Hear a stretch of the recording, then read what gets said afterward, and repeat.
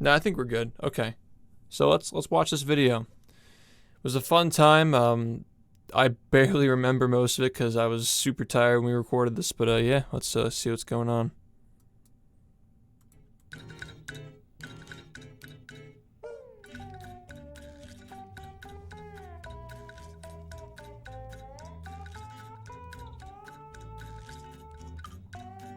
Okay, so this is probably why they chose to get me on. Makes sense.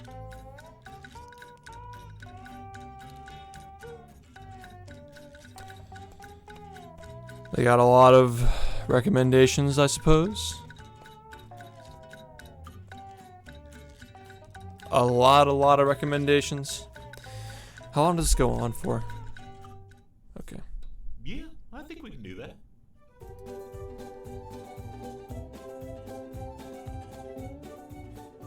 Hi, this is Michael Hartinger from Purple Lamp Studios. I'm the project manager of Rehydrated, and today I have the honor to watch a speedrun of Shift, who is also present today, and who is also present is Martin Kreuch from THQ Nordic, the publisher of the game. Hello. Shift, do you want to introduce yourself? Sure, guys. On behalf of the Battle for Bikini Bottom community, I'm here today with Michael and Martin, showing off a speed run of the new game, Battle for Bikini Bottom Rehydrated. And to everyone's surprise, we were able to beat it in under 3 minutes on the first day it came out. So if you guys don't remember, there was a glitch found on the first day that you can just use to warp to the end of the game if you hit the two inputs on two different controllers at the same time to bypass the. Well, I guess I'll explain it, but yeah, for those of you who got here after this was already over, this is how we were playing the game on the first day. So. Funny enough, for those of you who don't know, this game's community is very much focused on speedrunning. It's like a unifying cause, and just enjoying and re-enjoying this game that's been out for the past 17 years. So naturally, we take an interest in playing the remake this way. So what's so cool is that because we've built up this community over the past 10 years and hundreds of people are interested in playing this game, it's evolved so rapidly and seriously developed so much over just such a short amount of time. Just a week and a half, we've already discovered so much about this game. So this is just like a small taste of it, really. The fact. And the run that you guys are gonna watch here after, even this run here, like these are all really outdated strats because the game is moving so quickly. It's like we can't keep up. You know, the stuff you're watching is already like over a week outdated. That it can be beaten in under 3 minutes is quite wild. If you guys have any questions or any reactions, I mean, we're already in the final. You just did. Yeah, they're already kind of laughing. Also, I think that there was like a weird. So because they're in Europe, and obviously I'm here in the U.S., I think there was like some weird delay between our voices. So like there are some like weird parts where like talking over each other and trying to figure out who's talking. I feel like that was just because of the delay. You know, it's just weird, but if you understand that, it makes it easier to listen to. Yeah, like where you were jumping and then sending the rocket at the same time, the bubble rocket. That was pretty wild. Yeah, that trick was found by a player named Cobra Plays, and we refer to it as cruise bouncing or Cobra missile. Like I just did it again there. Typically, you can use it by using a cruise bubble after you touch a trampoline. It's a pretty small frame window, but if you do it successfully, you can use the cruise bubble while you're on the trampoline. And for a speed run that's like under 3 minutes long, you really want to save every second you can. You know, every second that's possible to save. So you can see I'm just doing all these in a row. To get a run like this where you got all of these in a row back when this run was recorded, back then the sub 220 was very optimized. Someone's kid. Required a lot of precision to be able to do that. So now you're seeing, it's already over. Under 2 minutes and 20 seconds because we hit all those cruise bounce and yeah, I've already finished the game. So a lot of people have been reacting to it. A lot of YouTubers and Twitch streamers have been seeing this running. Yeah, I've seen people have been telling me that a lot of different people have been watching this on their stream and just like reacting to it. It's kind of cool. Now we got it on here with the devs. It's pretty awesome. Just, like going crazy because like, how's this game beaten so quickly?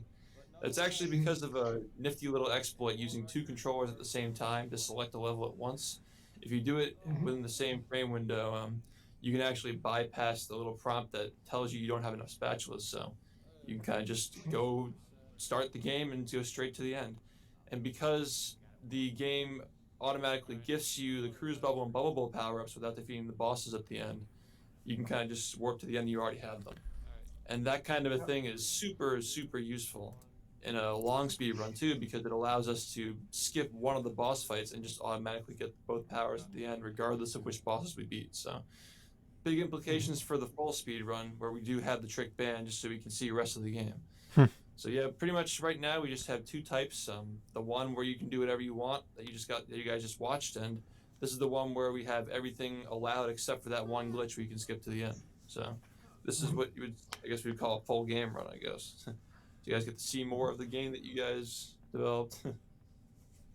Yes, but I'm really curious. Do you find these So glitches by chance, or the guy who's talking right now is Michael. He's one of the directors on the project. He was one of the people who he was super, super great when I went to Vienna to help work on the game, and like they let me play it and like give them tips and stuff on how to like change things, move things around. Yeah, he was the guy who like every morning he'd come over to the hotel and come like pick me up, like, and we'd walk to the studio together, and he'd walk me back home at night, you know. He was super great through the whole process, and he's also a big fan of the community too. So shout outs to Michael. but when the game releases and there is already a speedrunning community behind it, do you just separate? You try to break the menu, you try to break the abilities, you try, do you just spread all the tasks? How to? Yeah, so right now he's just asking if things are found by chance or if the speedrunners are like deliberately trying to break these things essentially. Break the game. The way it happened was somebody in our community found the taxi glitch, and from there we all started getting on it, and like it was Volume's so too crazy. It was like, wow, how could we beat the game in under 10 minutes? And then next thing you know, it was 5 minutes, and then 2 minutes. But as we were playing it, we were all finding little tiny optimizations and things to that make the game a little bit faster, So it's very much a group effort where one person finds one thing and that breaks the game open, then somebody else finds another thing. One of the contributions I remember specifically making for that run was the order of the brain fuses. We found out, my friend Jared's Giants, he was Follow Jared's Giants on Twitter. Call with me for this run that I'm doing now, because we were actually this one you're watching now was actually a race between us. We were trying to see who could beat the game faster, starting at the same time, and he discovered that it's possible to skip a couple of fuses in the boss fight by just outright going straight to the brain. But when he destroyed all 3 fuses inside the brain, the game didn't end, and we couldn't figure out why. So I figured out, well, the reason why we couldn't figure out why is because we're used to in the original game the way it was coded, where as long as all 3 fuses are destroyed in the brain, the game ends. But in Rehydrated, as we now know, you have to destroy every fuse in the entire level to finish the game. So he was confused by the brain fuses not ending the game when he hit all 3 of them. But then I'm explaining how I figured out that the rest of the fuses also have to be destroyed as well.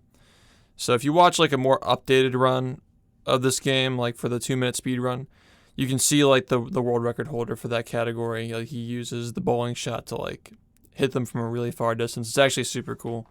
if we use the cruise bubble to hit those 2 fuses that are on the lower end of the robot and not just the brain, like we can actually skip There's my arm. and still finish the game. So like in the original game speedrun, we finished the game by destroying all 3 of the brain's fuses because the game ends when the 3 brain fuses are destroyed. But in this game, you guys had it so all the brain fuses, all the fuses, regardless of whether they're inside the brain or not, had to be destroyed to finish the game. So that was a bit of a different way of how the original was coded from the remake. So this game just checks for more fuses, so we have to have them all destroyed, and therefore it's funny how this game we finish on like a random fuse inside the robot's body instead of its brain. So it's like just a little example of like how one person finds one thing, somebody else contributes to it, and then you just build onto it until you kind of have an idea of what things are fast and what things aren't. Just you come to more of like a solution. Yeah, so that's like another thing too with the whole speedrunning thing, where when you get a game that's just uncharted territory. You're scrambling to try and figure out which spatulas are fast, which ones are slow, and the whole like idea of obsolete spatulas we've been talking about in the stream for the past week or so. It's like once a spatula is found out to be definitively slower than the rest of them, like once you find like say like a faster spatula to sub into the run, you can then deduce like, okay, well, if this spatula is slower than this one, which is now the slowest spatula in the run that's been replaced, like if this is slower than the next slowest spatula, then we don't have to consider this one anymore unless somebody finds a skip for it or something like that to make it faster. But yeah, it's just like process of elimination, like figuring out what the fastest 75 spatulas are to get to the final boss. Do you have like with the thing with the two controllers, is this something like using multiple different, do you also, I don't know, connect a joystick or something to just see what different types of input machinery will do to the game? It's a good question. Yeah, the thing was originally found because a lot of us are playing the game on PC. This run was done on the PC version of the game, so because I prefer using a controller, I just over a keyboard and mouse. I have my keyboard and mouse and controller plugged in. So to do the glitch, all I have to do is just select one of the levels in the game that's locked with the select button on the controller and the space bar at the same time. So that's how a lot of people are doing it. Is this something that you always, when you start a game and you try to break it, is this something you always do, that you connect multiple input devices and just try to mess around? It's just automatically connected because it's on PC, right? Okay, I think I misunderstood his question there. He was asking if like plugging in multiple controllers and messing around is something that you would do commonly to try and test the glitch, which I think in some cases, we've done it in the original game, but not like, I think it depends. I think it's something that you should do. It's definitely worth trying, but yeah, I feel like I misunderstood his question because you got to remember, like, one, there's a little bit of delay here, so like, by the time I started talking, he was probably already like finished and it was like overlapping or whatnot. And I was also on like 24 hours without sleeping until this point, so I feel like I misunderstood his question. But yeah, I think that it's good to try something like that when you first start glitch hunting a game. Right, like the keyboard's always connected to the PC, and then you connect your controller to play the game. So because the game lets you freely switch back and forth between the keyboard and mouse and controller, it just kind of works, like they're both connected at the same time. But on the Switch version and the PC version, there are two different strategies because on the Switch version, you only have one controller connected, right? So what people are doing is they're using USB connectors to connect other devices to the console to do the glitch. Because even though it just kind of works on PC because you have the keyboard and the controller connected at the same time, on the Switch and Xbox One and so forth, people go out of their way to like find little workarounds to connect two controllers at once. So it's interesting seeing how they do it. And in their speed runs on the console version, because the PC version has a separate leaderboard from the console version due to timing differences, they actually finish the game with one spatula instead of two, because they have an extra glitch in their version where they can completely skip the first phase over with SpongeBob and go straight to the second one. So that's another thing too, is people are asking like, why don't you call them one spatula or two spatula speed runs or 77 spatula speed runs and 100 spatula speed runs? We used to have that. That's how we had it on like the first day, I think. But the reason why we stopped doing that is because PC can collect a minimum of 2 spatulas and console collects a minimum of 1. So we don't want to have like a 1 spatula category that only consoles in and a 2 spatula category that only PCs in. It doesn't really make sense. It's just a leaderboard clutter if we do it that way. So that's why we have it as any percent and 100% taxi glitch and no taxi glitch. So there are little version differences and like different strategies people are finding depending on what game version they play.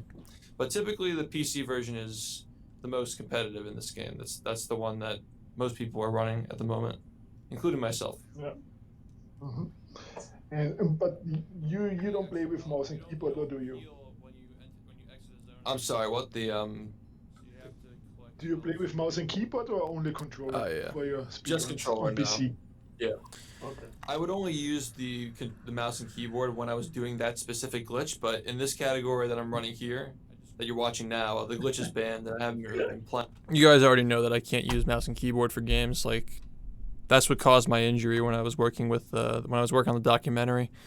too much mouse and keyboard activity just cripples my hands. Playing the one where you can beat the game in 3 minutes because it got kind of stale after a day. You guys. But like that wasn't relevant information to mention during this. Like I didn't want to mention that. Obviously, it's not necessary during this kind of a thing. You could probably imagine. Yeah. So, yeah, we're The reason why I'm not doing a green screen right now is because like I'm on like I mean, we could do it for the memes, but well actually I don't have the green screen on this side, but yeah, if you look at this, like I'm there from the past, so I don't want to be overlapping myself, so that's the reason why we have that. Yeah. a lot of us have decided to just play the category that doesn't have or the rule set rather, where the trick is banned, but both still exist. You can play both of them, but this glitch is so half the stupid. community focused on that run and half the community is focused on this run. They're already also, laughing. You're probably seeing some really weird stuff happening right now on the screen. This is a glitch. That glitch actually we haven't looks like even a good handled. Yeah, we haven't even decided. Wait, on what did they say? That glitch actually we haven't even handled. Did they say they were aware of that? I can't even hear what that is. It's so hard to hear. This is a glitch. That glitch actually we haven't even handled.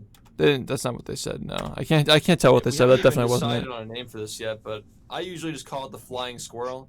Some people are calling it squirrel gliding or infinite squirrel lasso, infinite sandy hover, infinite lasso hover. There are a lot of names for it, but They're loving this. it's a very. This should just be part of the game. It looks fun, right? Yeah. So if you grab a ledge while holding LT. Yeah, by the way, it's fun until you fucking soft lock using this shit, because god, that is so annoying when you jump too early before touching a ledge, or like you get hit by something, you get sent up in the sky. It's fun until it's not. You can kind of just get stuck in an infinite loop where you're just hovering. And if you touch the ground before ascending, you have control over whether you can descend or not. So what we do is we grab the ledge and activate the glitch, touch the ground once, and float over to like whatever objective we're looking for. And by the way, that glitch is as easy to do as it sounds explaining it. All you do is grab the ledge and hold LT at the same time. That's it. And you can just fly anywhere. I recommend you try it at home if you have the game. And kind of like ascend by jumping and descend by pressing the LT button again. There are some limitations though. If you jump twice without hitting the ground, you just kind of ascend to the heavens and you can't come back down. Yep. So that's one of the things you have to watch out for in speedrun is if you don't conserve your jumps, you can just start floating and you'll never come back. I have raged So a lot at of that times, shit. You'll lose your runs. You have to restart the whole game if you do that by accident. Another thing too is that you can also stack movement on it. So what you saw me do there in the rooftops is I'll get the glitch and then I'll touch a slide, so that way we have slide movement. And then with the slide movement, we'll just like fly around the level to collect objectives faster. But now we're actually coming up to C Needle, and there actually is a little funny oversight here. The way the game was coded is quite interesting, I guess I would say, at least because you have like this weird logic here in the C Needle level where you have 3 different bungees, right? And you have to destroy all the tikis in all 3 sections to win. But instead of having to destroy all 3 as like a checklist, the game just has, for some reason, a counter where every time you destroy one of these sections of tikis, the counter just counts up by 1, and when the counter hits 3, it just finishes and it completes itself for you. So you see the logic error here, right? Is that it's not checking for the completion of all 3 bungees. It's just checking to see if you've done 3. And you can just use the same 1 or 2 or it doesn't matter. Like as long as you've done a bungee 3 times, it's set to complete. But you haven't actually the game hasn't actually checked for completion. Exactly, it's just a counter, which is why it's silly but hilarious. You can already tell the problem with the logic here, where like you can just do the same 1 3 times and the counter reaches 3. So it's funny. It's one of the things that you wouldn't notice if you were playing casually, but just looking deeper into how the game works is quite hilarious how. Yeah, this is definitely one of those things I don't think is a problem with the game, but it would be confusing if you died at some point. Like, I always say this game works perfectly fine if you know exactly what's supposed to happen if you played the original first, which is why I'd recommend playing the original first, but there are some weird things that'll like, it might confuse somebody if they like fail the first one 3 times, give up and still get the spatula for it, stuff like that. That's how it was coded. Yeah, whatever works.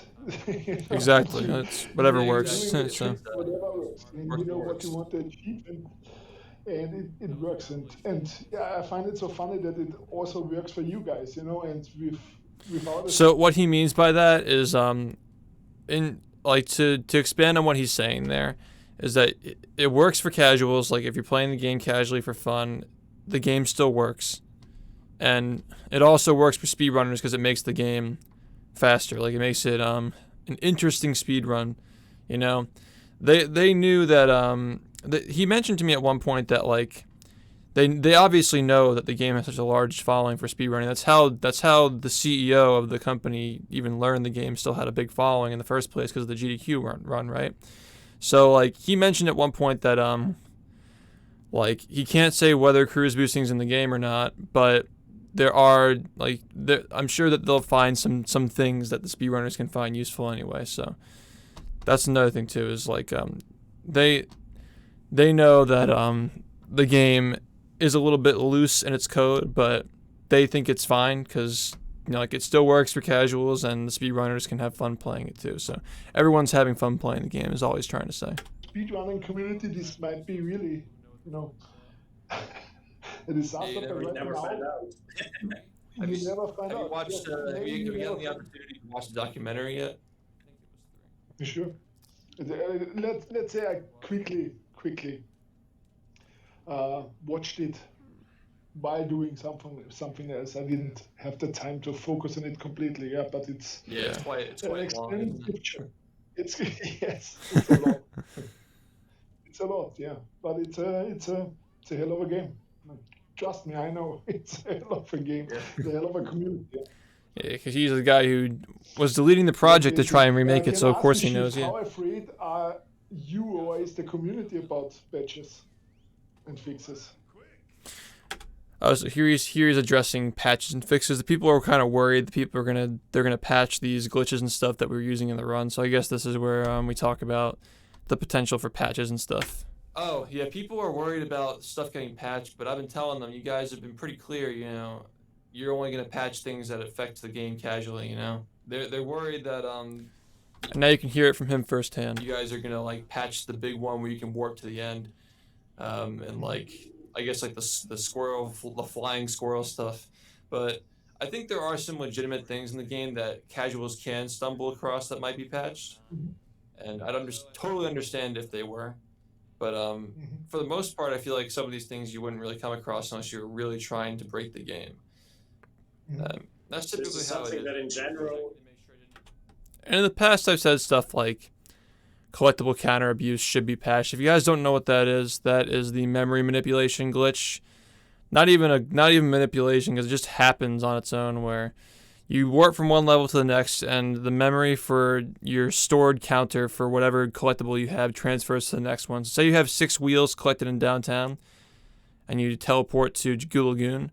The game doesn't clear the memory, so the 6 wheels transfer over, and you can use that counter of 6 to get the Save the Children spatula without popping any of the balloons. So that's what I'm saying is like it can impact casuals if you're just like backtracking around in the menu to try and figure out like which things you missed. You might just randomly get a spatula for free. And yeah, in the past I've said like this is a big problem with the game, it needs to be patched because it kind of breaks stuff. But like pretty much what Michael is about to say about that stuff, or at some point he mentions that like a lot of people weren't running into it casually, and if they were, it wasn't really ruining the game for them. It's just kind of funny. Not really a bad thing per se. And another thing too is that they don't want to step on the toes of the speedrunners and the community playing the game, because they know that the dominant force in the community is speedrunning, and they don't want to make it more difficult for us to set rules and stuff. So that's pretty much what's going on here. This is something that in general for modern games you'd wish they have less invisible barriers and be, you know, less restrictive, just so you guys can. Yeah, so they're also addressing the whole I've mentioned it, and other people have mentioned it as well, that the game has a lot of invisible barriers and out-of-bounds triggers. And as I've mentioned before, this is not a problem for speedrunning, really. It's just, like, it felt weird that the game was being designed knowing that speedrunners are in mind, putting so many of these things in such weird spots that nobody would think to go to, except for if you were trying to break the game. That was my point for that. But the invisible barriers aren't a problem for speedrunning. I thought it was just annoying for casual play because if you're trying to be creative and you're trying to go out of bounds to search for stuff and like figure out different ways to platform. I mean, obviously the original game has out of bounds triggers as well, but they're not as like they don't box you in as much, you know. Like you can kind of run around for a little bit before the hand grabs you, or if you try to jump on a little stalagmite in the cave to platform around, it's going to let you stand on it. It's not going to push you off. Like little things like that is what I was referring to in my past streams where we talked about like, you know, the game kind of boxes you in and forces you on a linear path compared to the original, which allows you to kind of platform on random stuff and, you know, just like see what you're capable of, challenge yourself. So this game doesn't have as much. This game doesn't have as much of that, and that was my criticism of it. And a lot of people have mentioned that as well. That the game has a lot of invisible walls as well.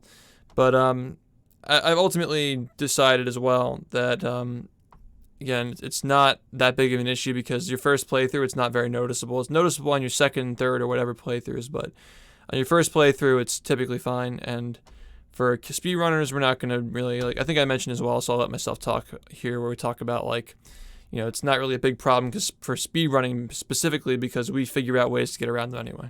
Mess around more? Yeah, I mean, I suppose that's part of it. The thing is with speedrunning is we're always going to find a way around it, right? Like there have been a couple of instances in this run where you can, like there is an invisible barrier and you can jump under it and you can jump over it. But my concern with it was more of a casual play, right? How if you're like kind of trying to play the game casually, sometimes you'll hit an invisible wall or sometimes you get grabbed out of bounds without any particular reason. Yeah, there are some spots where like you'll walk off the side of a building just for a brief moment and you'll get grabbed. Like that stuff is really annoying. I agree. And like while I think it shouldn't be in the game, like is it really necessary to issue an entire patch removing it? Probably not. Some other content creators have commented on this. There's a guy, Moist Critical, who does like game reviews on YouTube and stuff, and he's another one who commented on the fact that yeah, and Critical's also like commented on like the speedrunning stuff as well. So somebody sent me his video and I watched. I thought he was pretty much spot on with like his commentary on the game. So it's good to hear other people agreeing with that kind of stuff. There are a lot of like invisible boundaries that you kind of run into by accident while you're playing, but for speedrunning it's not a problem because you just find a way around them, you know. But casual play, when I tried to do a second playthrough, it was a little bit frustrating trying to find a way around stuff like that when I felt like, you know, in the original game, there weren't like blockades and stuff preventing you from doing that. Also, it's also weird seeing these tricks be performed because we obviously instituted the frame cap after this run was done. Like this run is not like actually acceptable on the leaderboards because we're doing these high FPS tricks. So it's just interesting you get to see this relic of the past. With the past being like 8 days ago, which is crazy. The glitch here that we just did is called a sponge warp. It's very interesting how it works as far as we understand. Because damage boosting in this game appears to be a bit scripted where it kind of just bungee cords you back to whichever direction you were standing in. And because the slam is a bit of a translation itself when you slam. Yeah, pretty much all the movement in this game is just like hard scripted. Like you do something and it draws a straight line back to where you were, like kind of like does like a little like loop back or whatnot. It's I don't know. It feels really, really stiff, but for speed running it has some decent implications because you can do stuff like that. It kind of just translates you upward. We believe at this time that it's some kind of like a calculation error where if you slam while you're being damage boosted back, it kind of just chooses a coordinate to put you on. And you can kind of manipulate where the game puts you. So yeah, so like to go further into detail, because I wasn't trying to like go on too long about that. We think that by doing this damage boost and like around the pillar, the beach pillar you saw earlier, you see right here, we go around this pillar so it blocks us from our path back. So when you go around the pillar, the game tries to calculate where it should put you back when you get hit by the goo. So if you slam during that time, it translates you upward plus the calculation back, and we think that some kind of like a math error between the game trying to figure out where to put you by going around the pillar back to your previous position while translating you upward with the slam causes this to happen. So let's go back here. You slam while you're being damage boosted back, it kind of just chooses a coordinate to put you on. And More swingerless later. I'm not sure if I'll have time tonight, but maybe tomorrow. We'll see what happens. you kind of manipulate where the game puts you. So what we did there was we used a sponge warp to manipulate SpongeBob's coordinates over to the cutscene area where the little trampoline comes down. Which, by the way, was a great addition. By the way, because in the original game, if you go to that island, it doesn't bring up a trampoline for you to get back to the island. And it was always really annoying as a kid having to walk all the way back there to mess with stuff. So Yeah, so this is also like more for the audience than it, because obviously the developers know why they added that. This is why you can tell like the earlier levels of the game put more thought into correcting the level design of the original, because it just further shows they ran out of time when they made this game, right? Like Jellyfish Downtown and Goo Lagoon all have signs of things being fixed that were problems in the original game, like, you know, having to go all the way back around to the island if you didn't hit the tower at that very moment, you know, stuff like that. They're super good fixes when you put like a trampoline there to fix something like that. But as we go later into the game, you see that like some of the problems are still there, like the kelp caves aren't really fixed, you know, some small things like the theater as well.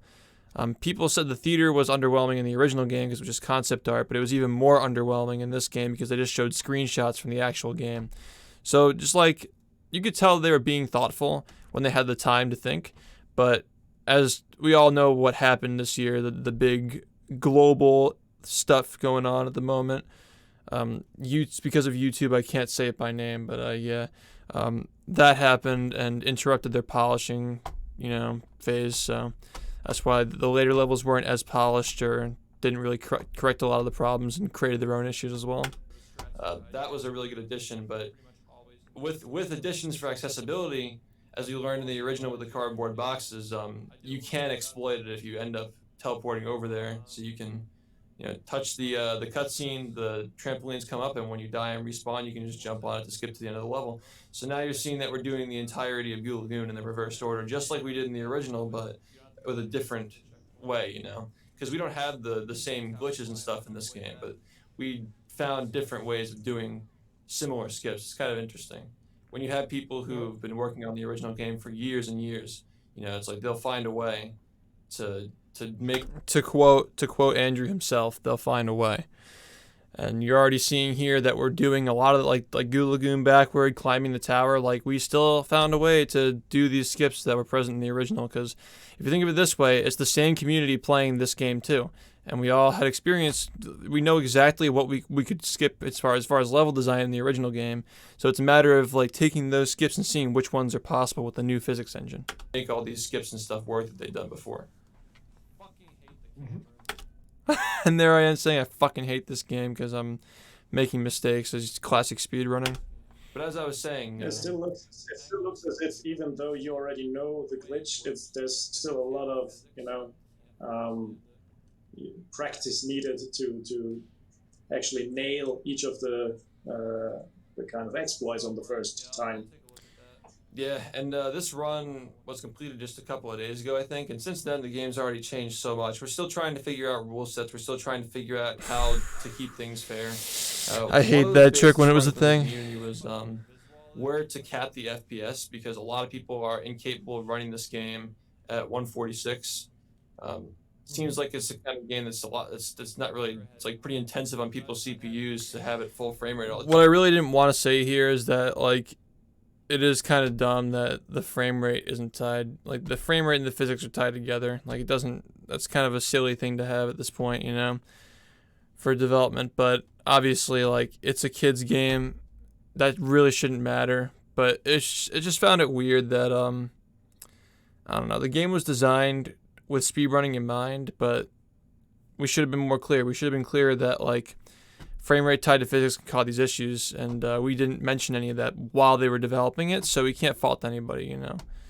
I didn't want to bring it up because it's like controversial about like, you know, I know some games still do it where they tie physics to frame rate, but yeah, this caused a big problem in the community because a lot of people weren't able to consistently hit that frame rate, so we ended up capping it at 60. But yeah, I didn't want to bring up any like controversial stuff during this because it's not about that. It's about reacting to the speedrun, you know. Time, but the problem is that when you're not running the game at full frame rate and the physics, the frame rate's kind of fluctuating between two numbers, some of the tricks behave differently, where the frame rate is tied to the physics, which we did not expect from this game at all. We thought that the frame rate, the visual frame rate, and the physics frame would be different and separate, but we did. Now that we're realizing that this is it was a communication error. Like if they were to make a sequel on this game and had the time to like polish everything they wanted, I think this would have turned out way differently. But yeah, with what we got, it's still fun. This is the truth. We're going back and so maybe next time we should also be clear about like, okay, this is the community's first time experiencing a PC speedrun like this, so now we know what the problems were with this game, and we communicate for the next one they make, because they want to make more SpongeBob games. We can be like, so a big problem the community had was addressing physics issues because the frame rate was uncapped and whatnot. So yeah, retroactively making changes to the rule set to try and make things fair for everybody, because a lot of people who if they're running AMD cards, they can't they can't turn off VSync, or perhaps their PC can't get over 60 FPS stably. So recently we had to reset the leaderboards and kind of like work around this by setting a frame cap, which we probably should have done in the first place, but we didn't know.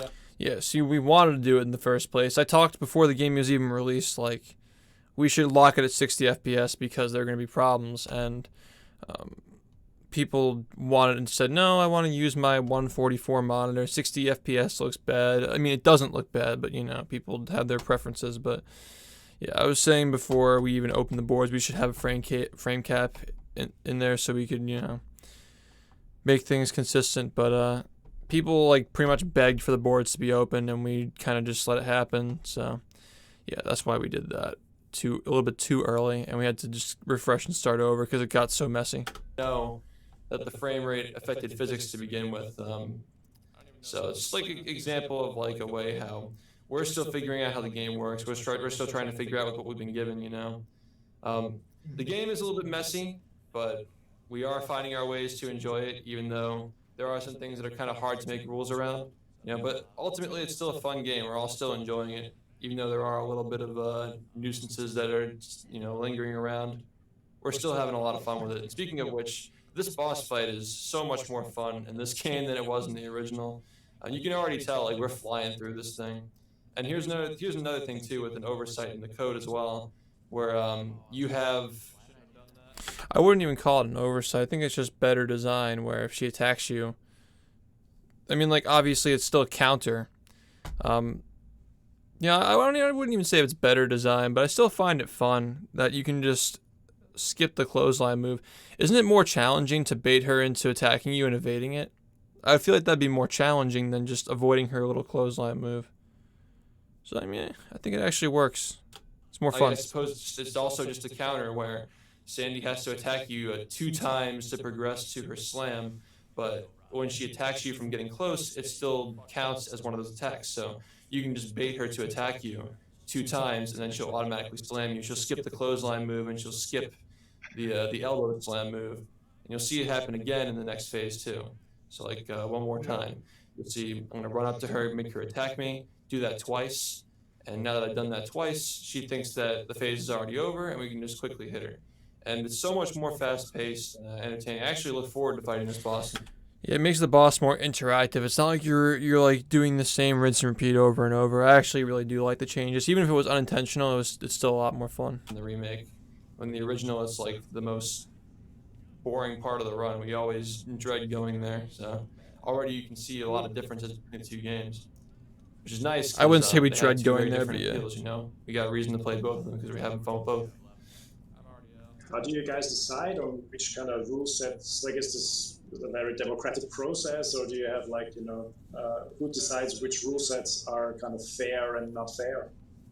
Typically in this community, what we do is we have a lot of people get together in a group and we all discuss some. Make sure that as many people there as possible, but especially the most experienced players who are speedrunning and routing and hunting for the glitches and stuff, like people who have the highest stakes in the game, make sure they're all there along with a lot of other people as well. Obviously, it's the internet, and some people might not be aware of a conversation, so not everybody's going to be around. Yeah, so this is the whole thing where I personally believe, I think a lot of people in this community also believe that discussion is more healthy than just having a poll.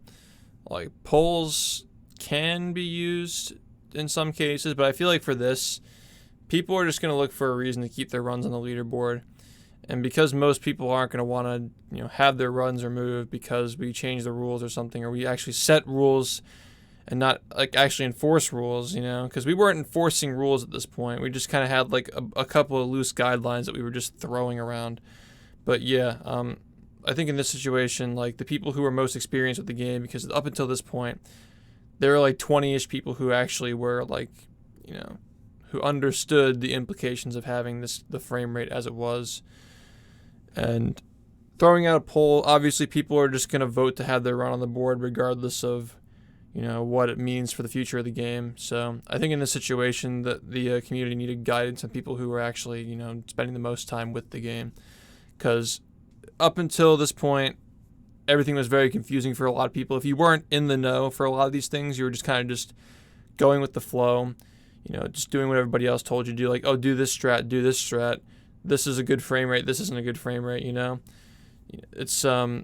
It was pretty clear that a lot of people were confused on just how the game is supposed to be played in the first place. So having a huge vote with hundreds of people who 90% of them don't really know what's going on wouldn't have been very productive. It made more sense to have a discussion with the most experienced people to decide what was best for the future of the game.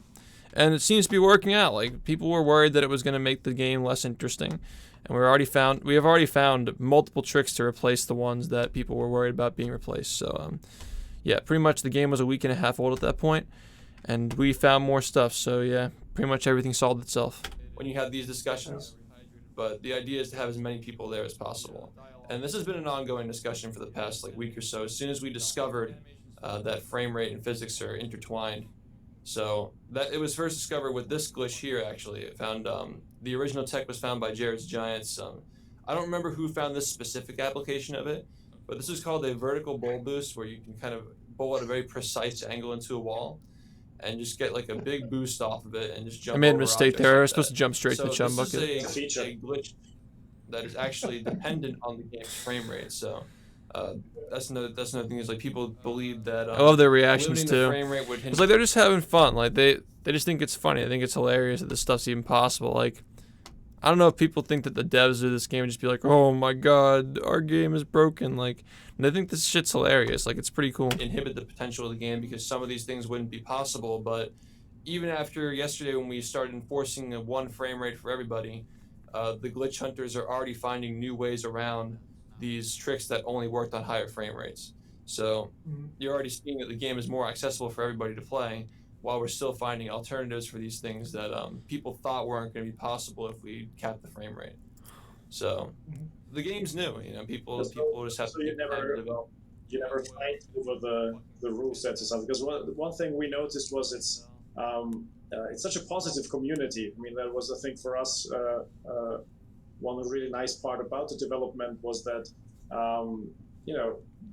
a lot of communication and a lot of positive thoughts, a lot of The one who's talking right now is Martin. He's a guy from THQ Nordic, by the way, just to give context. encouragement, and especially with the tricky times towards the end of the project with the That's what he's referencing, the word that can't be mentioned. But yeah, I've talked about this before, where like it's pretty obvious that they were blindsided by that whole thing and having to shut down their studio for 3 months and whatnot.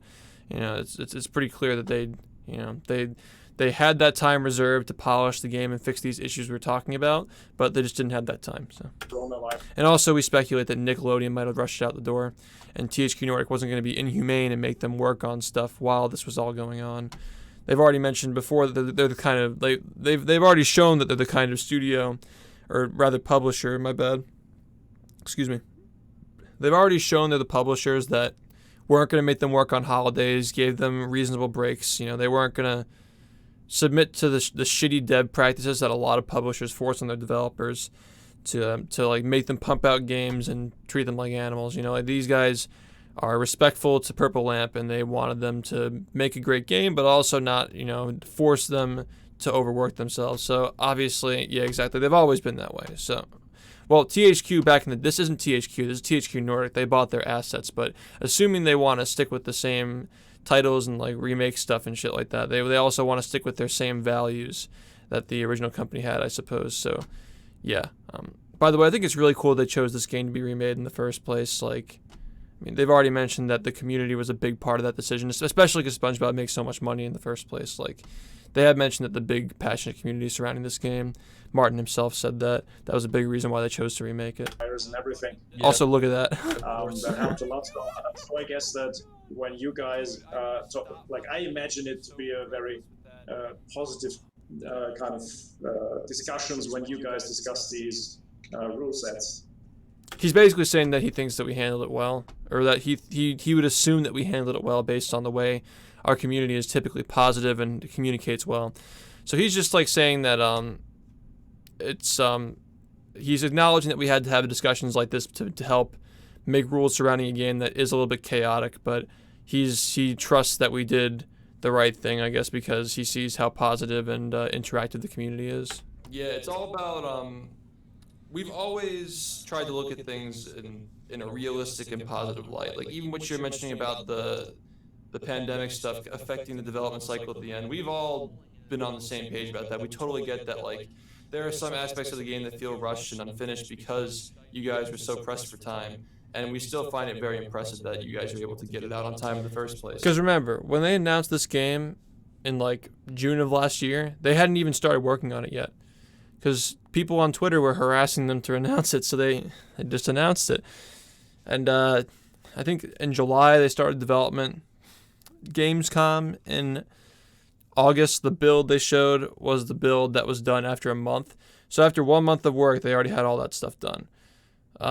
They were projecting to have the whole game finished by the end of the year in 2019, and then spend all 2019 polishing. And obviously, you know, stuff happened in 2020. So yeah, very small amount of time they had to work on this game and try to reproduce something that was already like had some pretty dated mechanics and like trying to polish like models and like remodel stuff and retexture things, you know.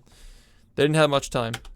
But the thing is, their studio also only has like 30 people, so yeah. People who are playing the game aren't noticing these little tiny flaws in it, and you know, it's in that case, like, does it really matter? You know, if it's not inhibiting the experience, people are all saying the game's great and they're all having fun playing it. You know, because a lot of these small things that we've been talking about and I've been talking about are things that only we would notice. You know, like for the community, like, yeah, it sucks the game's not. The game doesn't live up to the original in terms of perfection, but we're the community surrounding the game, and we, again, like I mentioned before, it's great that people outside of the community are enjoying it, and we can still reconcile with these things and accept it and enjoy it in our own way ourselves, you know. So everybody wins. And another thing too is that, being that I was one of the people who went over to test the game, they had some other people like casual players come and test as well from Austria, but they took the time to fly me out there to help give suggestions on how to make the game more fun and more accessible. And they also they used the Industrial Park importer to even rip these models and levels in the first place to import them to Unreal Engine. So that's something that this community created as well. Igor Sebra was the guy who created that, and he's the reason why this remake was even been able to be created so quickly in the first place, because he created that tool. So ever since the beginning, this community has been, in a sense, developing this game with them. We've been helping them by giving them feedback. They've been listening to feedback. THQ Nordic's been in touch with us. We've been helping with aspects of the game. Like, I was able to go test it. Igor created the model ripper and the level importer. So, you know, we've been developing this game the whole time. They did eventually credit him, yes. They forgot to credit him initially, and they released a statement saying they were going to credit him in the next patch or something like that. So yeah, you can check for that later. They did put me in the credits though, so I appreciated that. So yeah, what I'm saying is that we've been helping develop this game from the very beginning, so there's no reason we can't continue developing it now. And as you can see, you have the whole modding community for this game already developing. They're already making really cool shit, so really sick shit. So I expect to see a community patch sometime in the future. You know, people are already building up to that point. The little tiny things that may be annoying after a while. It's like you learn to work around them if you're playing the game multiple times over. So the speedrunners who are playing it over and over again have learned to work with the little small things like the. Because that's what speedrunning is about. The game's not perfect, and we're figuring out a way to make it fun for ourselves. So what I said before is like the speedrunners are fine. They'll figure it out. But for casual players, yeah, I'd say play the original first. Play this one. It's definitely worth at least one playthrough. I'd say play through this once and enjoy it. But yeah, the more I replay it, I find myself getting annoyed by the little small things. So I'd say like play it once here, and maybe sometime in the future, if we make a community patch for all the little things, I'd definitely replay that again in the future as well. Cameras locking when you jump on them on the trampolines, and like not being able to like interrupt your jumps on trampolines, like little small things like that. Like we're learning to work around it and work with it to enjoy the game.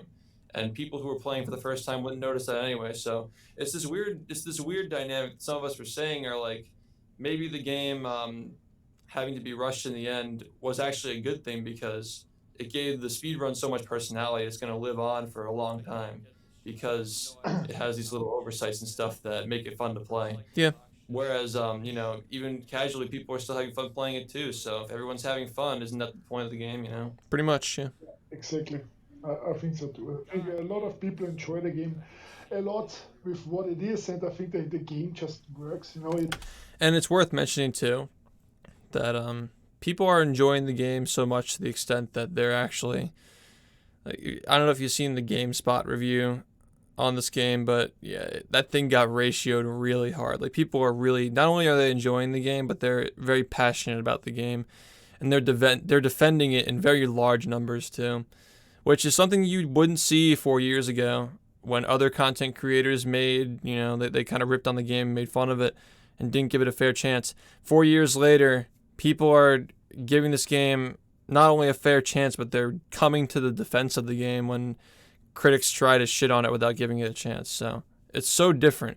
If you watch the first 5 minutes of the documentary and you see what's going on now with this game right now, like, you can tell that the community's come a very long way from being just scattered, ununified, small, into being what it is now. It looks charming. Amazing. Yeah, and they also, it's been like 10 out of 10 on Steam for not critic reviews, player user reviews. Yeah, it was like 10 out of 10 on Steam for a very long time. Might still be, who knows. It's fantastic. It's SpongeBob. That's what everybody can agree on, is that the game looks fantastic. Like yeah, it does. It really does. You guys got it's great just artists over it's there. just a very positive, fun game to play. I think that's also, we had a lot of feedback from people just saying, like, you know, in these times, this is exactly the kind of game we needed to have. Like, and these are like Twitter comments, people, like little Twitter comments from people who, like, they don't have a large following or a lot of influence. They're listening to these people who are just fans of their studio and they're publishing like that. That's, I'm telling you, like, they listen to everybody, man. They listen to everybody. I've seen these comments that they're talking about, and like, you would read that and be like, there's just like a little comment somebody left on some random post that THQ Nordic made, but they're still reading them and they're still taking them into consideration. like, you know, something just colorful and joyful and fun and just nice old like school the fun, Animal Crossing basically, situation. with the platforming and everything. Sorry? People were really happy about Animal Crossing being released during this time too. It's like the perfect game to kind of just play and take your mind off of stuff. It's funny you mentioned that. Yeah, that because, game's also good. Speed running is such a stressful thing. Like, like when I'm playing this game, I'll like vent and I'll be like, "Oh, this game sucks," and like dig into it. I'm literally doing it. Look at that bullshit. Like, oh, this speed running is. That's another thing too. Thing. The ledges in this game are so bad, dude. I wish you could just you could be. I wish you could be sure when you're gonna grab a ledge. Like, look at that, dude. Come on. I'll like vent and I'll be like, "Oh, this game sucks," and like dig into it. I've always done that with all the games I've played, though. People don't seem to realize it's a very frustrating hobby. Like, I'm sure, like, after I just made that mistake, I'm like, "Oh, I hate this. Why can't you grab the ledge?" It's like, you know. That's what just happened. It's just how we all have fun differently, I guess, you know. It's like, But the joke is that, like, we're all playing this game during this time to de-stress and take our minds off of things, but we're creating stress for ourselves from speedrunning it. Speedrunning is a very frustrating and stressful thing. I was about to say fun or something like that, but it's just not. But ultimately, at the end of the Well, day, you chose it. I get off my stream wanting to play the game again. I get off my. Well, it is fun, obviously, but like, it's not fun when you're making mistakes. Also, look at that frame. I paused on the perfect frame. What the? Stream thinking, I had fun playing this game today. No matter how frustrating it gets, it's. And are you this game's so busted. actually, do you still, are you able to just normally play a game at all anymore? Can you just start a game and just casually, it's a good question. Just do what the developer... Because remember, speedrunning is just making a pastime out of looking deeper into what a game has. So, it's not really about speedrunning. It's about like when you've looked into a game this much and you know all of its ins and outs, is it still fun to play casually? Because speedrunning aside, like it's still applicable with that sentiment, I guess. Or what do you think the developer actually wanted you to do? Or is it a natural urge by now to just break it? Yeah, it's a fine line, right? Where once you know how a game works in and out, it's hard to really go back and look at it from that perspective. Like, I've done a casual playthrough of the original game after speedrunning it for 3 to 4 years, and it was really hard not to just cruise boost and just run around with that, It was very difficult. And on topic of cruise boosting, I think it worked out for this game's benefit that it didn't end up being like an Easter egg or like an addition, like as people were kind of rumoring and mentioning was going to potentially happen. I think it actually worked out in the game's favor because the game is still very fun without it. And I don't know if I mentioned it, but the game's movement system does not really allow for cruise boosting to really be fun anyway. Like if you put it in this game without completely overworking the engine and the camera and everything, you just wouldn't feel the same. So. And again, it would also obsolete some of these unique tricks that aren't the same as the original game. Like, sure, it's a slower paced game. It's a lot easier to speedrun. It's more casual, but a lot of people like that kind of stuff. They like being able to just watch somebody do a trick and just do it on their own without having to invest like several hours in practicing it, Some people like that about a game, and I like that it's something this community can play without having to be super hardcore, so it meets both the we have something for everybody now. You have the hardcore game that you gotta like get an original console to play and speedrun and spend tons of hours practicing. And you got this game that's like you can get it for $30 on Steam. The tricks are as easy as they look, and it's something anybody can play and have fun with. It's the thing we needed. It's the perfect storm, Let's be fair. If cruise boosting were a thing in this game, stuff like the infinite Sandy Lasso hover just wouldn't even be useful. They wouldn't be fast because that trick would just obsolete all of it. It works well in the original game because the movement design lends itself well to it, but I don't think that this game's movement system would really make that kind of an exploit too much fun to use. And I feel like there are so many more little aspects of this game that are unique to it compared to the original that just get highlighted so much more without it. So. Oh, you're right. It's Battle for Bikini Bottom Rehydrated. Yeah, that's a little bit misleading. It's interesting how, like I said, I'll bring that up with him. It's kind of like a perfect storm where the game, him being the guy from IGN who made this, was crunched on time for development, and all these little things exist in it that we can all take advantage of and have fun with. I mean, you also have like the fact that it wasn't a complete copy of the original game. It has its own personality and flair to it. But as I was saying earlier about the glitches and people all having fun in their own way, I'm sure you guys have been seeing on social media people making the characters huge and tiny, and we've all been having a lot of fun with that one. It's a feature. Yes. I forgot he said that. It is a feature. People were actually worried that it was going to get patched, but I'm like, guys, there's no way they're seeing this as an issue. This is just fun. It's just all fun. Yeah. That was really good. It's really fun. But really, if we look at all this fun stuff that you guys find out, if this all would be put in on purpose, I think you would never get a game. See, Michael is so concise with what he says, but there's so much truth in everything he says. Just listen to that again. It's so true. Like if you fix every little tiny thing, you're never gonna get the game, And people were already begging for it to come out, and there was the other crowd saying, "No, take your time." And it's like, I don't know. It's like, what do you do when you have so many different types of people yelling in your ear? or if it would Yeah. be a PR stuff. If everything were tested, if everything were perfect, exactly.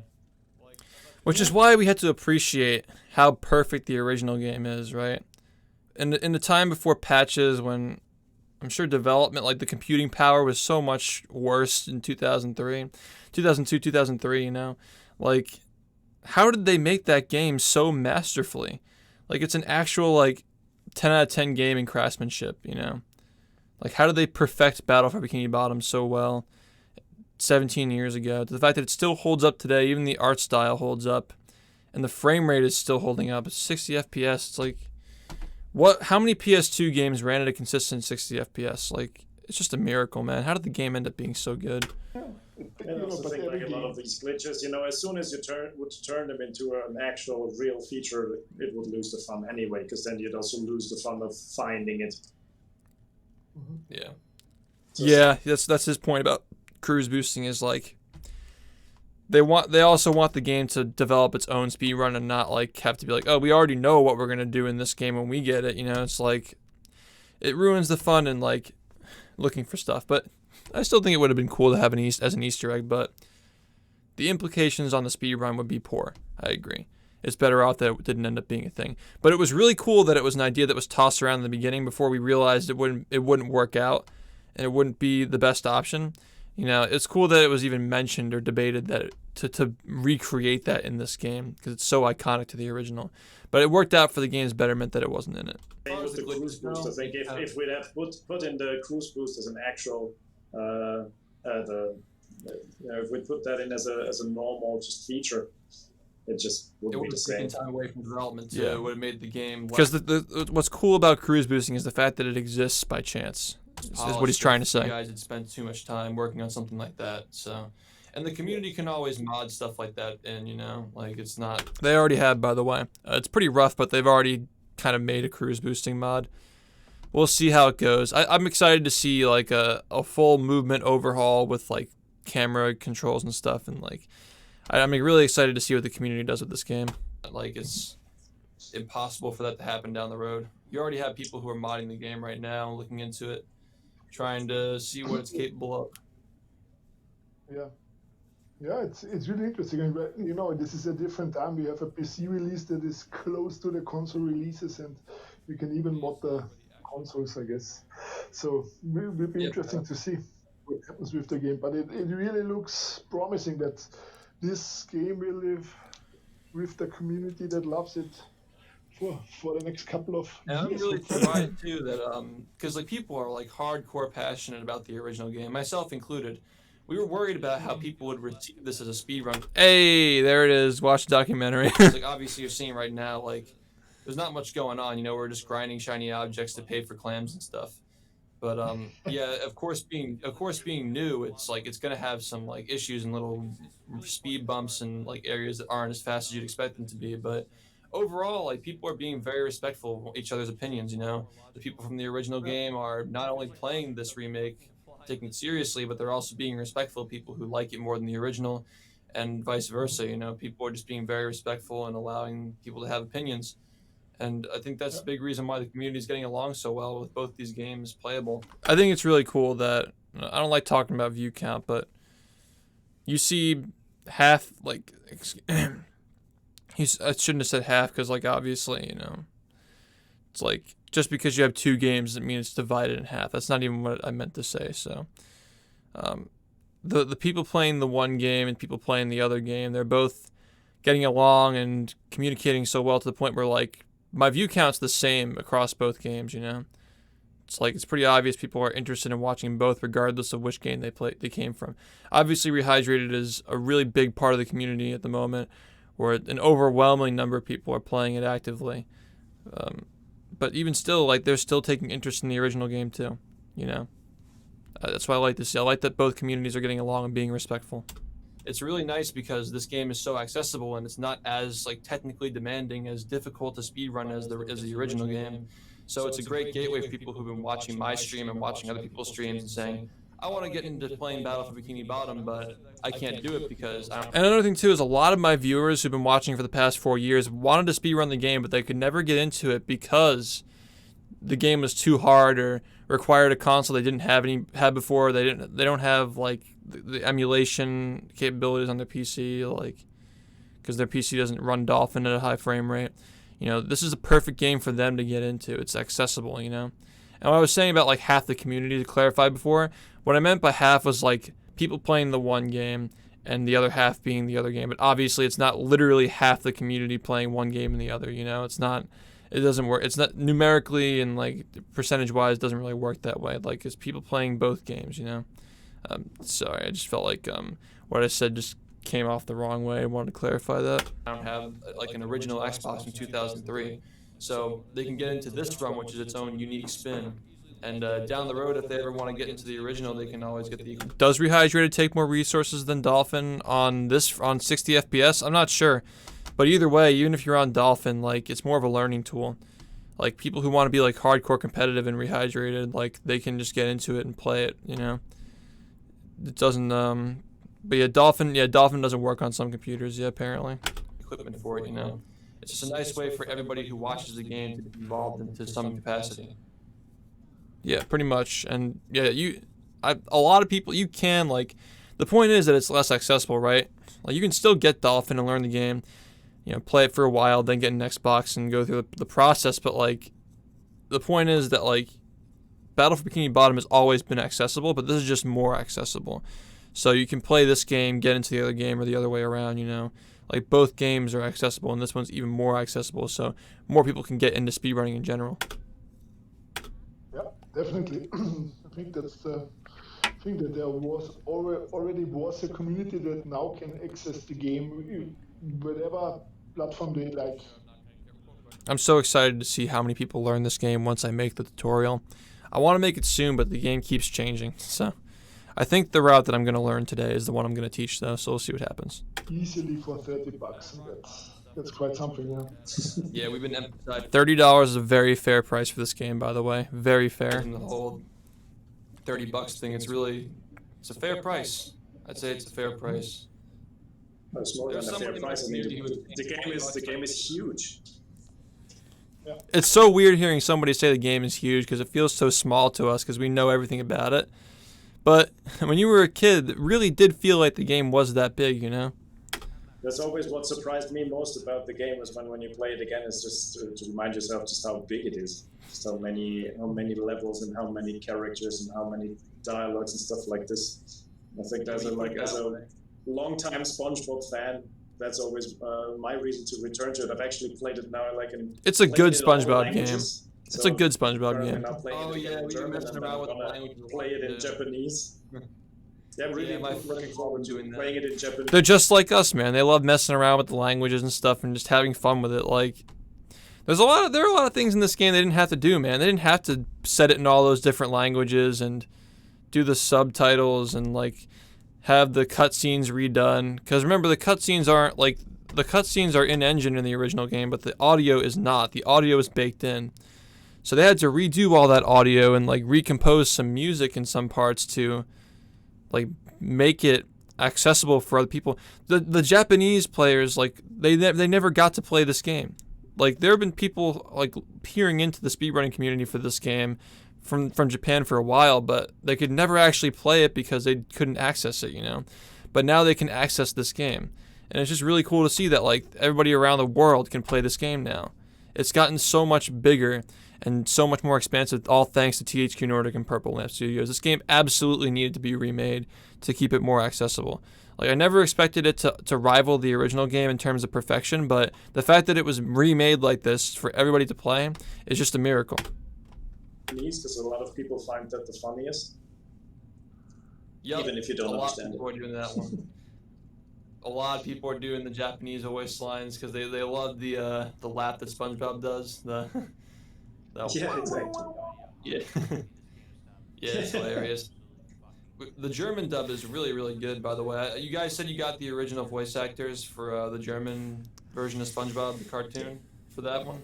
Exactly, yes. It was in the original game, the German version, so the original only had German and English, but the German version was just with substitute voice acting. And that was something that obviously was really important to them to remake the game with that kind of care and attention to it. Like, That's something I really appreciate it, because like, obviously growing up in a natively German-speaking country, like, it'd be disappointing that they were all just different voice actors from the original. But in this game, immediately they made a point to get the original voice actors for this one, so I think that's really cool. Actors. So it was actually not from, like the German SpongeBob actor. Yeah, they're in Austria. Has done SpongeBob since the very first season, so it's super iconic. So if you're German speaking, it's actually he's been like he's their Tom Kenny, and they got him in this game. Put it that way. And by the way, they're based in Austria, but a lot of their people are from all over the world. Like the guy Julian who designed Rock Bottom, which is by the way my favorite level in the whole game that was remade. I think he's from the UK actually. Like a lot, they're all brought in from everywhere to form this team.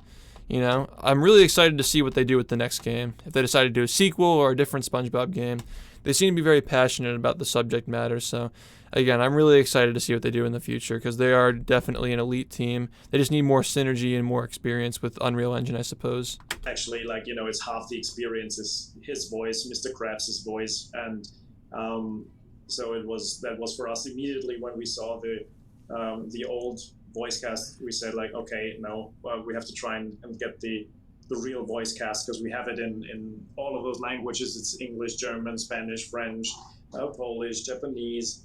I forget the one, Italian, and it's always, you know, almost all of the cast is from the original series because it's such a big part of how you enjoy SpongeBob. And every SpongeBob is a little different. Everyone does the laugh a little different. And the voice actor who does the German SpongeBob is one of the most prolific voice actors in the industry. Has done a lot of, you know, famous. And these are all things that we just don't have perspective on because we're natively English-speaking people. You know, it's like it's cool to hear that perspective from somebody who can relate to it. But SpongeBob is definitely his most iconic thing. But, you know, one of the funny things is that he also does, what's the actor from The Rock? Steve Buscemi. He voices Steve Buscemi. So he does SpongeBob and Steve Buscemi, which gives you like a lot of weird, you know, overlaps in your head. Okay. Yeah, what you were saying. Well, to address the thing about like people asking questions, like a lot of people just ask questions in Twitch chat to start conversation because they might not know what else to ask to start a conversation. So I don't really see the use in you know ganging up on somebody for asking a question. They're just trying to start a conversation. If they have nothing else to ask, you know, why not just ask a question to talk to people, I guess. Saying about the game being so much funnier with dialogue like that, I found myself in my casual playthrough, playing this game for the first time full through, I found myself laughing so much at the dialogue with all the new expressiveness and the way the characters. People going back and watching that casual playthrough saying I was smiling the entire time. I kind of want to rewatch it myself now. Characters interact with each other now. Obama! It's so much improved the way you see the characters talk and emote whenever they get angry or excited or sad. It's just such a funny experience now. The comedy aspect of this game is heightened so much with the changes you guys have made. Especially that was one of the things Nickelodeon mandated as well. They made sure that they kept the same SpongeBob model they wanted. They made sure that they gave a special attention to they made sure they gave special attention to the dialogue animations, and they also mandated that they keep the goo the same color as the goo from the show. That's as far as I remember. If I think of anything else, I'll mention it though. I love this moment here with Mermaid Man kind of mouthing off in the background and Barnacle Boy is just shaking his head in disapproval. It's like little stuff like that, just they weren't present in the original, you know? Generally, the consensus people are saying is a lot of people prefer like the movement and the gameplay from the original, but we all agree like the visuals and the dialogue and the animations when you're talking to the characters absolutely make this remake worth the buy and it's pretty much the verdict there. Honestly, it's pretty much it. Worth the play. It's something you gotta at least play this once, you know. It's an amazing way of reviewing this game. How do you guys actually decide, like when you decide which game to speedrun, what's your, you know, on what basis do you decide? Just is it popular, or is it really a game you like, or is it just something that looks interesting to break? I think yeah. I think that we cover everything in this discussion, so I'll let it play out. Yeah, it's for me personally, I decided to run this game in the first place because I just like the game. I rediscovered the game through watching speedrun videos of it before I was even into the whole speedrunning thing. I was just like, oh, okay, this looks like something I'd be interested in watching. Watch the documentary. And then I saw all the cool glitches they were doing, and I'm like, huh, maybe I should try some of these for myself. I'll just boot up the old PS2 and see if I can do them. Yeah. So again, I've said this many times on my stream before, but speedrunning didn't get me into Battle for Bikini Bottom. Battle for Bikini Bottom got me into speedrunning. And the next thing you know, I ended up playing with a timer on the screen. But that's how I got into speedrunning personally. And most people know me for exclusively running the original game. So I think that, like, to speak for other people, I suppose, a lot of people get into speedrunning for the competition.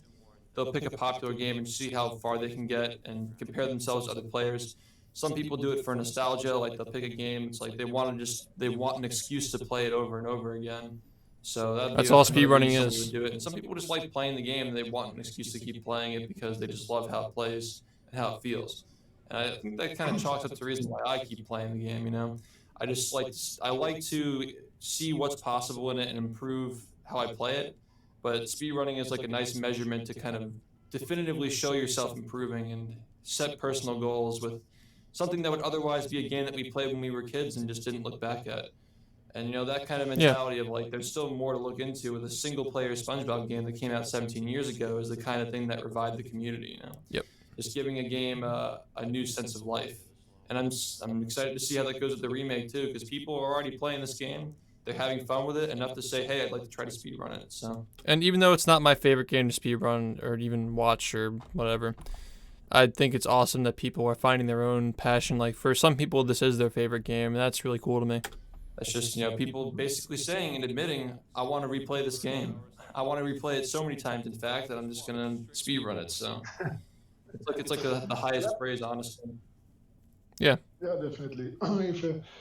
If you have a game like this and people like to replay it, and there are so many opportunities and also content on YouTube and Twitch where you can look up stuff, how you can experience the game again in a different way. That's really, really good to look at as a developer. And just shift. Dude, these mistakes I'm making in this run are so cringe, by the way. As I understand, you don't speedrun any other game, right? Nope. You're just focusing on... I just speedrun the original, and I got into the remake because I wasn't like... I'll be honest, this game wouldn't really be my first choice if it weren't for the fact that the community is involved with it. Yeah. And that it is a remake of the original game. Compared to most other games I've played, the movement in this game feels kind of stiff, but it's more carried by the fact that its glitches are so interesting, and the level design is fantastic, because obviously it's Battle for Bikini Bottom, you know? If you're playing this game in any capacity, you're going to have fun. So, like you have like little stuff like the turning speed is a little bit slower than it is in the original, and you have like the jump height is just set to one thing, Here so it you have comes. less control over what you're doing.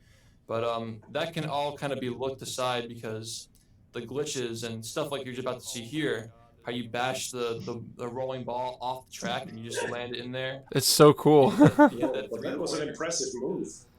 It's really hard. Yeah. We have even debated over even using this in runs right now for the time being because of how difficult it is. But yeah, you have crazy stuff like that. It's like, Dude, I don't even know if it's difficult. I think it's just inconsistent. Like, all you do is just sit under the track and bash it. Like, I feel like we have a setup by now if it were consistent. I just feel like the game's physics are just fucked. Like if you, when stuff like that it's is like possible, a you know? three-pointer from blind from behind or something. Kobe. Yeah, exactly. No, it's like. But I mean, what I think on Definitely the wouldn't have been my first movement choice, and the but camera things. That's the whole talking over thing I was saying, how there's like a delay and we talked over each other at some points. Go ahead. Oh. Yeah, I was saying about the movement in the camera, like, it wouldn't be my first choice for the movement and camera stuff, but I found myself really enjoying it in spite of that, just because you have really cool stuff like that, and it's also just a game that we all love and we're familiar with. And plus the community's involvement with it as well, you know, people are loving the game, they want to see both games, and it's kind of like the glue that holds the community together when somebody who's been so involved with the community for so long is playing both games and enjoying both. That's why I keep playing it. It's interesting to also see what are some things that people love about the original, which are sometimes, things that nowadays you wouldn't necessarily see as a positive.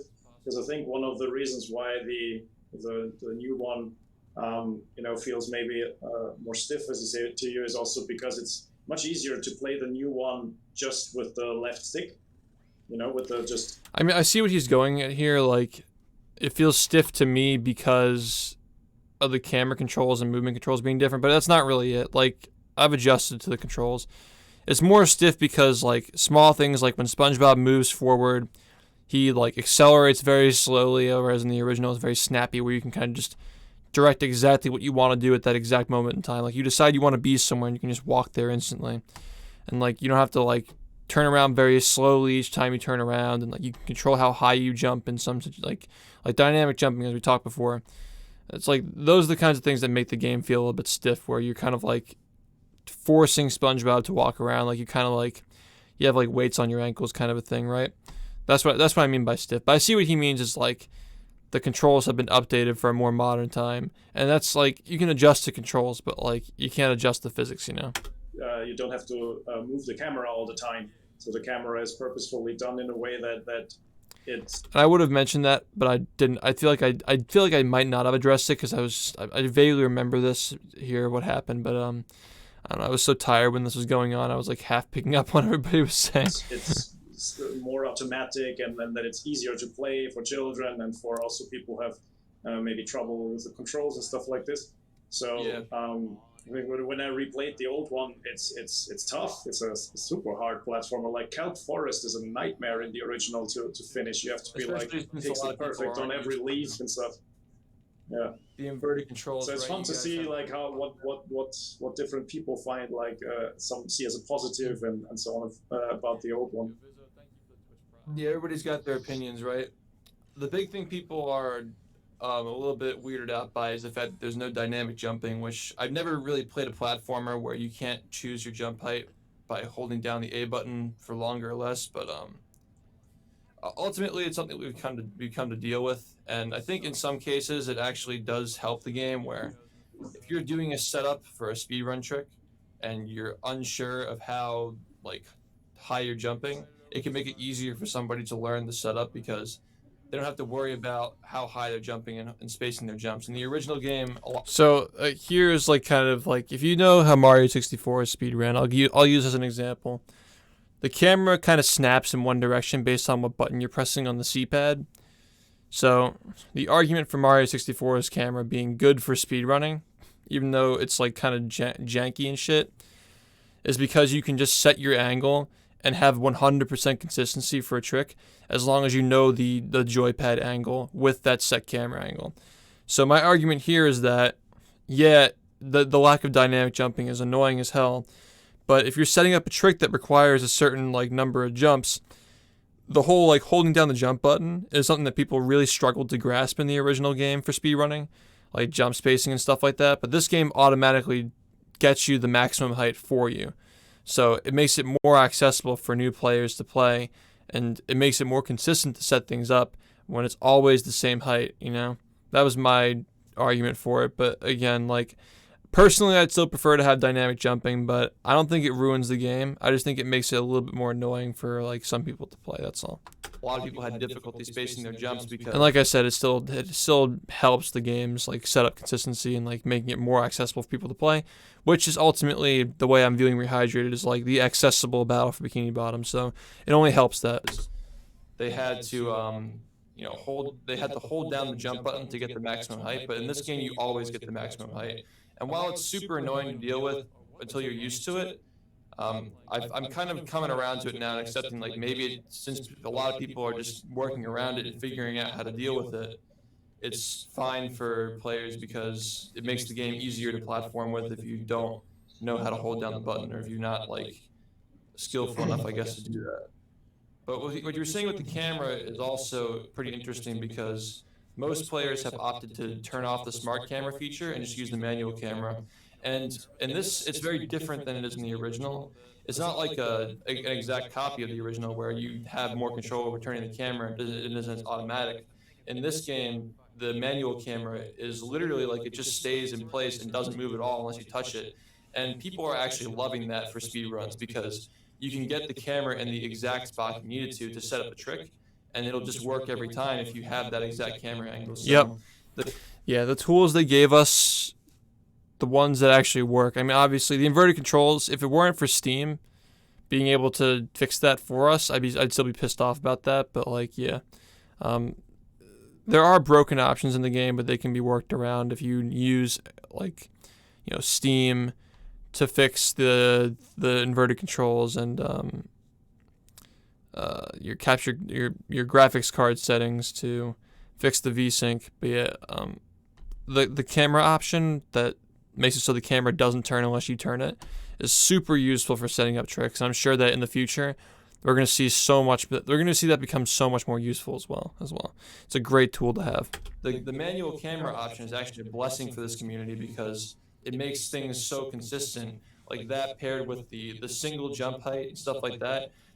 For a game that's not focused around movement and is mostly focused around glitches, it makes setting up those glitches so much more consistent because you have features like that were originally perceived to be as stiff for the game, but now we're kind of like coming around saying, okay, these changes, like if we're trying to play it like the original game, it's going to feel stiff, it's going to feel weird, it's going to feel jarring, but if you look at it for its own game, which it is its own game, you start to realize that some of these changes actually work to the game's benefit. Even though it is still kind of weird that a platformer doesn't have dynamic jumping. I think for speed running, you can definitely learn to accept these things and work around it. Yeah. Yeah, you know, it works, and it's not easy to redo the movement, the camera, and the jump height and all the movement stuff. Yeah, he's saying it's not going to be changed, which we all know. Where you feel okay with. And you got to remember that like a lot of these criticisms are things that people who have played the game 1,000 times have. You know, these are things that people who have played the game casually would never notice or never care about. So, you know, if those are the worst nitpicks people are finding, the game's probably pretty fun. You know. Yeah. No, it is. Yeah, I mean, from what we. No, go ahead, Michael. Oh, just saying. So it's, you know, you cannot please everybody, but I think we find a really, really good common ground that it. Yeah, because they had several audiences that had stakes in this. People are just so satisfied with how the game plays because of all the, like you're about to see here, another flying squirrel move here. People just love the little nifty things you can do, whether they were intentional or not. You know, like this is just what you're seeing here is just fun. People are finding their own ways of having fun. That's what it's all about, really. Yeah, and at least in this one you don't miss, you know, because when I watch it, I just always think like, oh, you're missing all the cutscenes, you're missing all the dialogues. But at least in here you see all the funny paintings, so you're not missing out on all the nice content when you create like this. Yeah, I made sure to upload my full playthrough just so all my viewers could see everything in the game before they watch it get broken and all that stuff. It's interesting because my opinions and like my viewpoints on some stuff in this game have just been changing so rapidly because I've been playing this game so much. I mean, I think I've already played it for 170 hours since it came out. Just nonstop playing the game and constantly like questioning like, are there things that I like about it, or things I don't like about it? You know, maybe these things that are different aren't really problems with it. Maybe some of these things are. You know, it's like constantly going back and forth. But I think a lot of us are kind of realizing now. A lot of the things we originally had problems with are just the fact that it's not the same, and nobody should have ever expected it to be the same. Yeah, people were complaining about like if you look in the bottom right corner now, the rotating sock, and they had like a 3D rotating sock, like 3D rotating spatulas and stuff like that in the menu graphic, but in this game they're 2D, and that was originally seen as an oversight, but it was a change, you know? Like, stuff like that doesn't really make a difference. It's great that it's not, because if it were, then people would just not play this and they just play the original. And it's nice that there are two entirely different games that still have the same community, fan base and appeal and community. It's like another option for everybody. I mean, that's looking great. Also, that's also one thing, Sorry. Martin. Yeah. Yeah, I think Yeah, there's like delay in the call, so they're like accidentally talking over each other. It's like, yeah, it's it's also it's been happening the whole time, but we're still having good conversation despite the technical difficulties. testament to the quality of the original game design and Exactly. all these things. It just makes you appreciate the original game even more. Like, I think that both games are still a lot of fun to play. Like, we obviously played the original a lot during the development time, and it's not, it's not an old title where you're like, oh god, I have to play an old game, but it's really still fun. It's because it has its Still a good own game. kind of Always will say, be. like different challenges, and some levels are much more difficult, some are a little different than in ours and stuff like this. But overall, it's just a game that you can, I think, even as a casual player, you'd still have fun playing the original. But obviously, it's with the remake, you just get a whole different visual experience. You can just enjoy the SpongeBob world in much more detail, and you can play it on PS4, Xbox, Switch, on all these kind of platforms. Yeah, I always try to emphasize the importance of playing the original and the remake as well. I always say like you should play the original first because it's like you want to get context for what all this is coming from, and plus like personal preference, I like the fact that the original doesn't really like kind of box you in with the invisible walls and stuff. But like again, that's just a personal thing. But then playing the remake, like you absolutely should do that too because it's just looking at all these environments and characters and everything, just taking it all in HD is definitely 100% worth it, especially for how reasonable the price is. Yeah, I just think invisible walls are just like band-aids for level design that doesn't work in some cases. Like the original game didn't need to use them because a lot of the walls and stuff they used were just flat, like you couldn't climb them, right? But in this you have like more textured models, like sheets sticking out of the walls and stuff like that, like there's texture that you can jump on. So they tried to meet a balance between using the walls so you can't climb everything, but also like not having too many of them. Some levels have too many, some don't have enough, I guess you would say. I don't know. I prefer none personally, but yeah.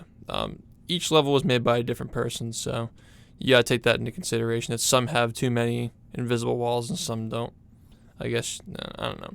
I don't know where I'm going with this, but yeah. You gotta remember that the game didn't have much time to be polished and refined to like one. Like you know how when you do a group essay and you have one person refine it to like the one voice.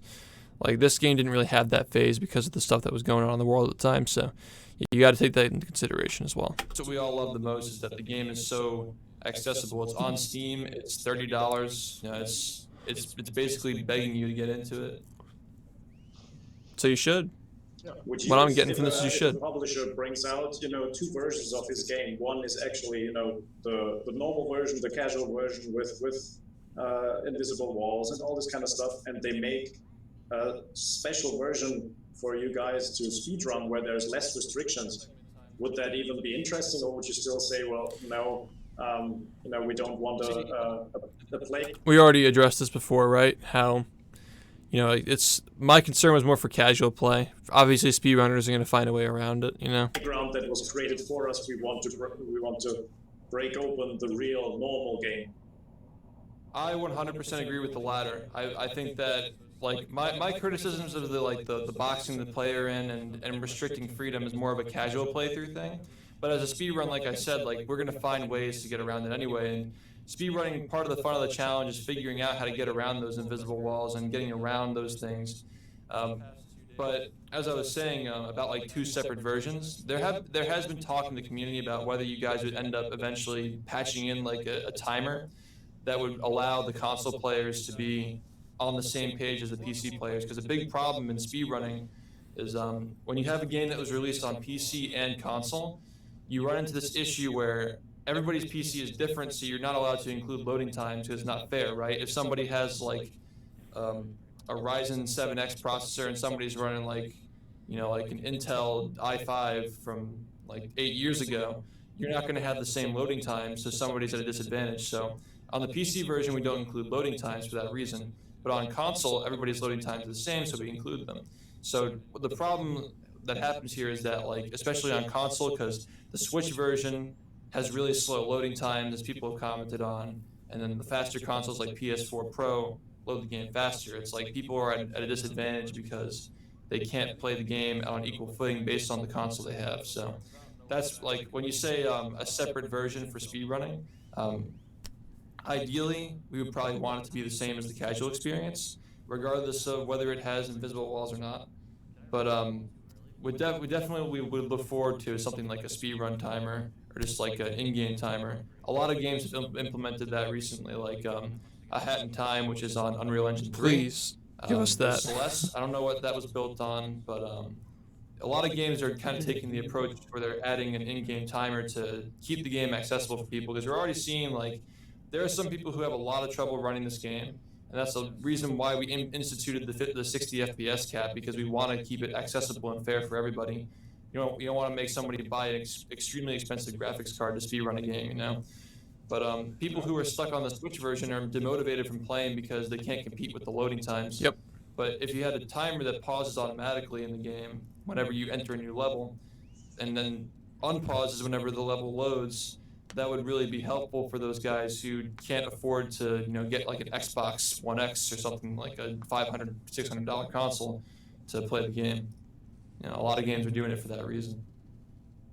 Yeah.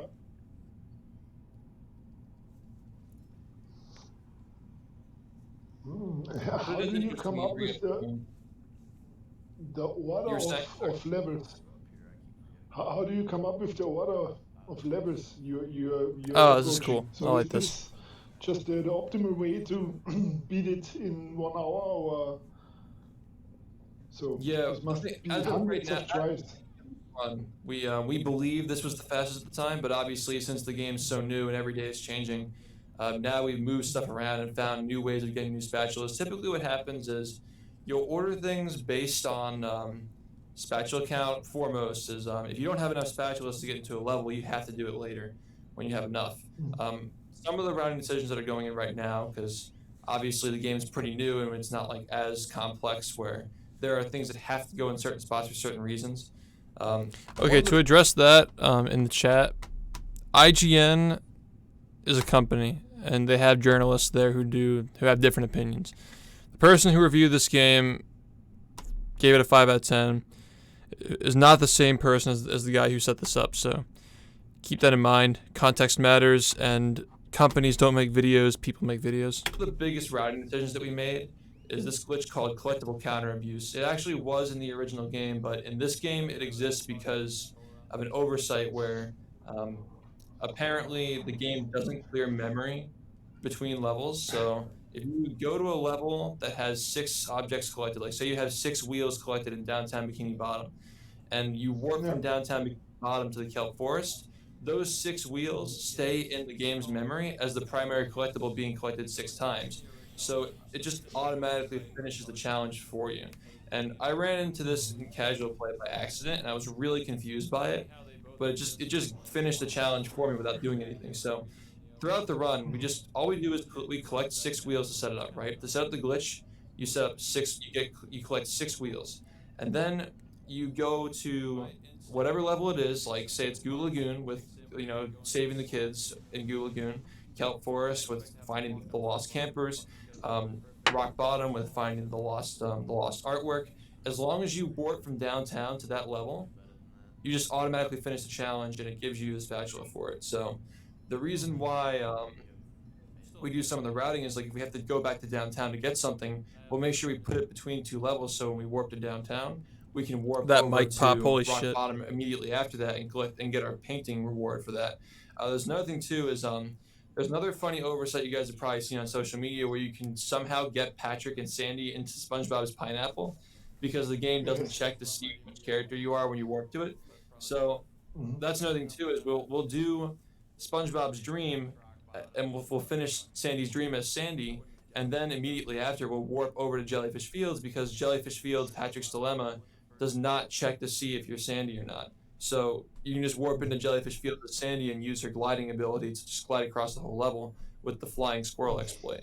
So there are some little things like that where we'll order it in certain ways. So we make sure that we're sandy when we enter this level. We'll make sure that we have downtown as the previous level loaded so we can get stuff for free. It even works with the cannons in Dutchman's Graveyard. If you just switch to downtown and switch back to the graveyard, the game's like, oh, you hit all the cannons, just as a little oversight. But stuff like that is like, I'd They're normally laughing. be like, oh man, this actually hurts casual play a lot. It makes the game, less fun and whatever. But I haven't seen anybody notice that yet. It's just the speed. Disclaimer: up until this point, yes, I have seen other people notice it. Like now, since this video was created, I've noticed that people are saying that.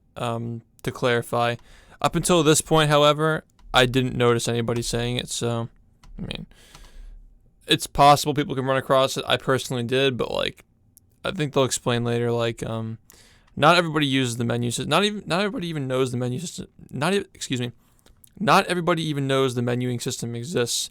And that was a problem I had with the original game that I tried to ask them to fix, but they didn't end up doing it. I guess again, they ran out of time. We don't really know how many of my suggestions were like lost in translation or whatnot. I suggested for them to have the thing like in the movie game where you get told like you've unlocked a task in the menu, and then I said like you do that and then say press pause or whatever. Press this button to access the menu to see your tasks and stuff. Because again, remember, a lot of people don't even know the menuing is a thing in this game. So keep that in mind when you're going forward listening to this.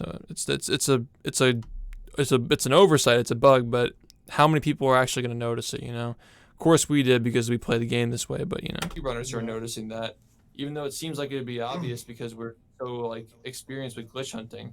Like, it's something that nobody who's playing casually has noticed, except for like maybe some. Once again, people have noticed since the making of this video, so I'll just put that out there once more. Of us who are looking for stuff like that, and it's also just. A couple of people noticed this, but that's really not a deal breaker. It's actually fun. It's silly. It's stupid. Maybe. They weren't trying to make a perfect game. They're more concerned about like also T-pose. They weren't really concerned with making a perfect game, but rather a fun game that serves its purpose, And that's their choice, Breaks the flow of the game, whatever it is, but all the comments I see is and we're fortunate that these guys think this kind of stuff is funny, It's like they're okay with the flying squirrel, they're okay with the collectible counter abuse, You get like 4 or 5 spatulas for free out of that stuff, So it makes the speed run way more enjoyable because you don't have to tediously go around doing these silly tasks, and casuals aren't noticing it. So I think these were the right guys for the job, man. Like, trust me, it was a perfect storm where people can have fun playing casually, and a game that wouldn't seem like it has that much potential with its base mechanics to be speedrun. Has all these cool glitches that make it, that kind of like remove some of the little tedious things from the game, Like, imagine having to like actually save all the children and like without cruise boosting, and like having to collect all the artwork without cruise boosting and stuff like that, It kind of works out. I can make another playthrough now because the game is done in 10 hours. In average, you can finish the game in 10 hours if you're a casual player, and people just say, cool, so I can just try to use this to my advantage for my next run or whatever it is, and I have 3 save slots anyway, so it's actually... Yeah, they're saying it makes the game more replayable because once you figure something like that out, you might want to replay it and use it again. The general consensus with this game is that it's got some flaws, but it's fun, so... And I think with trying to appeal to a speedrunning community, you guys kind of hit a nail on the head with like, it is a little bit like some of the areas are unchecked and some things aren't tested, but that's kind of what makes it fun for us. The people who are playing casually they can run across these little things like the characters inflating and stuff, and they can have a good laugh, and it's just a good time. Well, I wouldn't say it's untested. I think that would hurt a little. Well, I didn't say the game was untested. I said that some areas and some things aren't tested. Like, obviously, the inverted controls, like, if you tried doing a playthrough with the inverted controls and you switched characters, you'd immediately notice that it doesn't work. Like it reverts the profile back to what you were doing before. Like that's an actual problem that you can say wasn't tested. The same with like switching levels and stuff like that.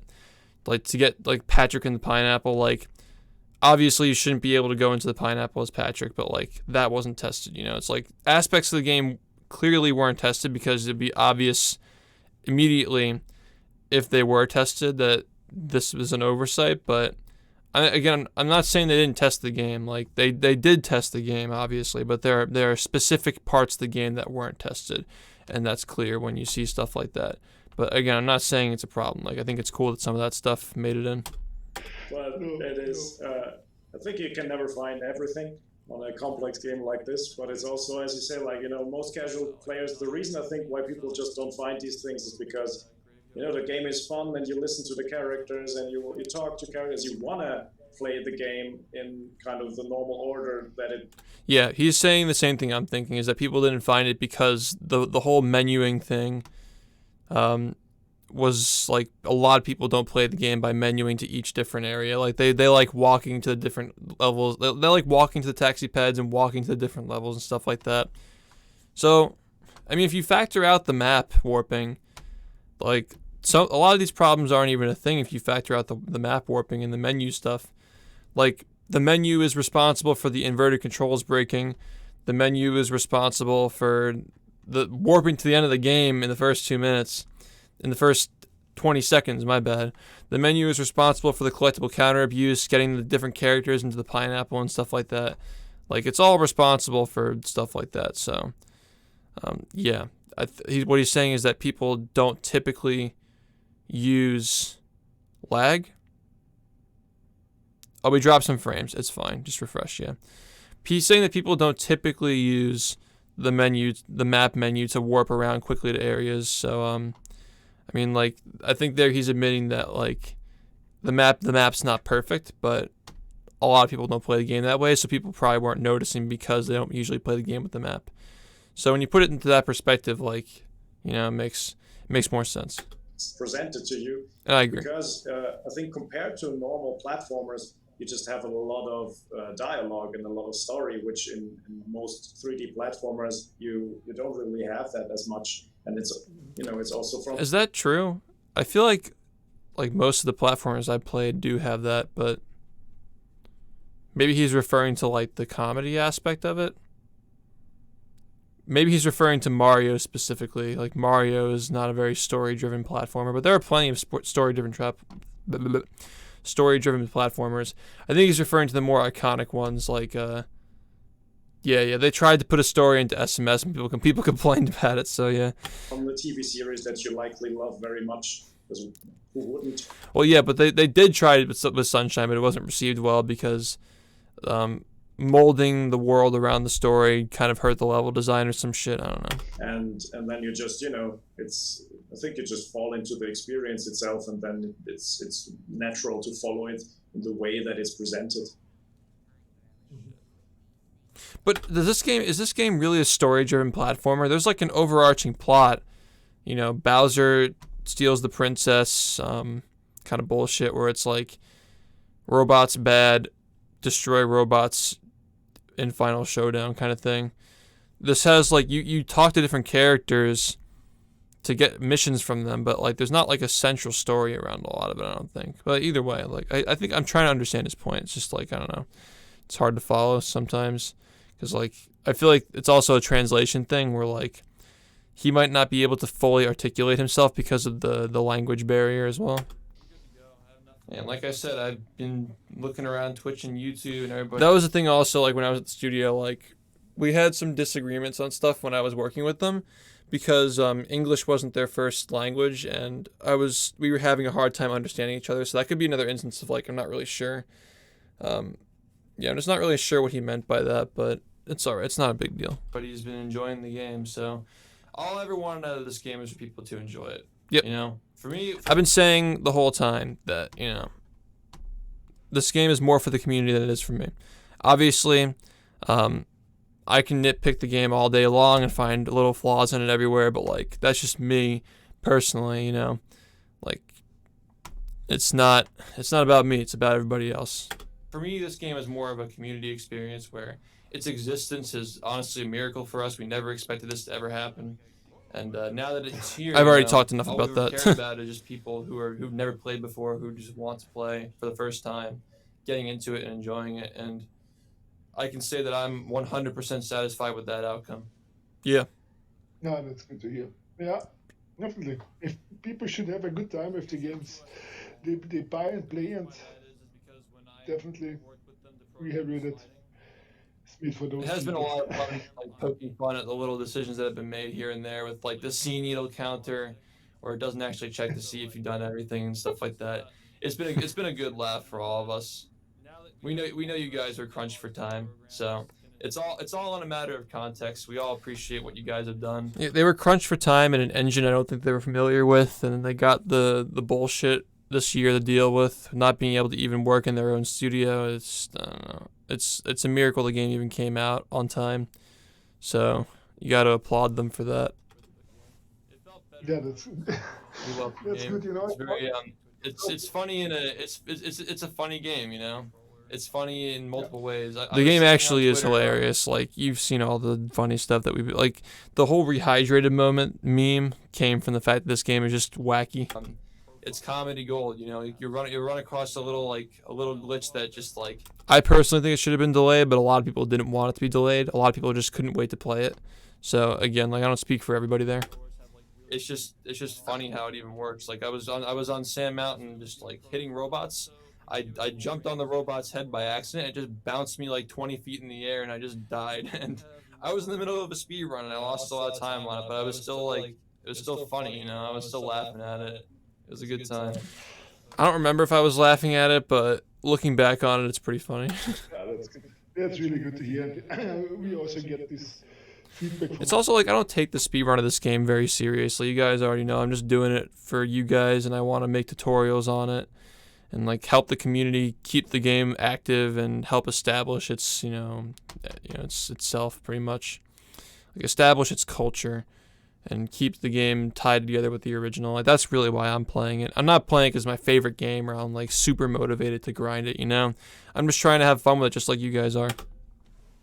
a lot There we of go. people that they just enjoy it, and every glitch they find or issue, they actually laugh about it, and they love it actually. So, but And these guys are like, they get it. Like, they're pretty secure about themselves to be able to laugh at some of these oversights and stuff, you know.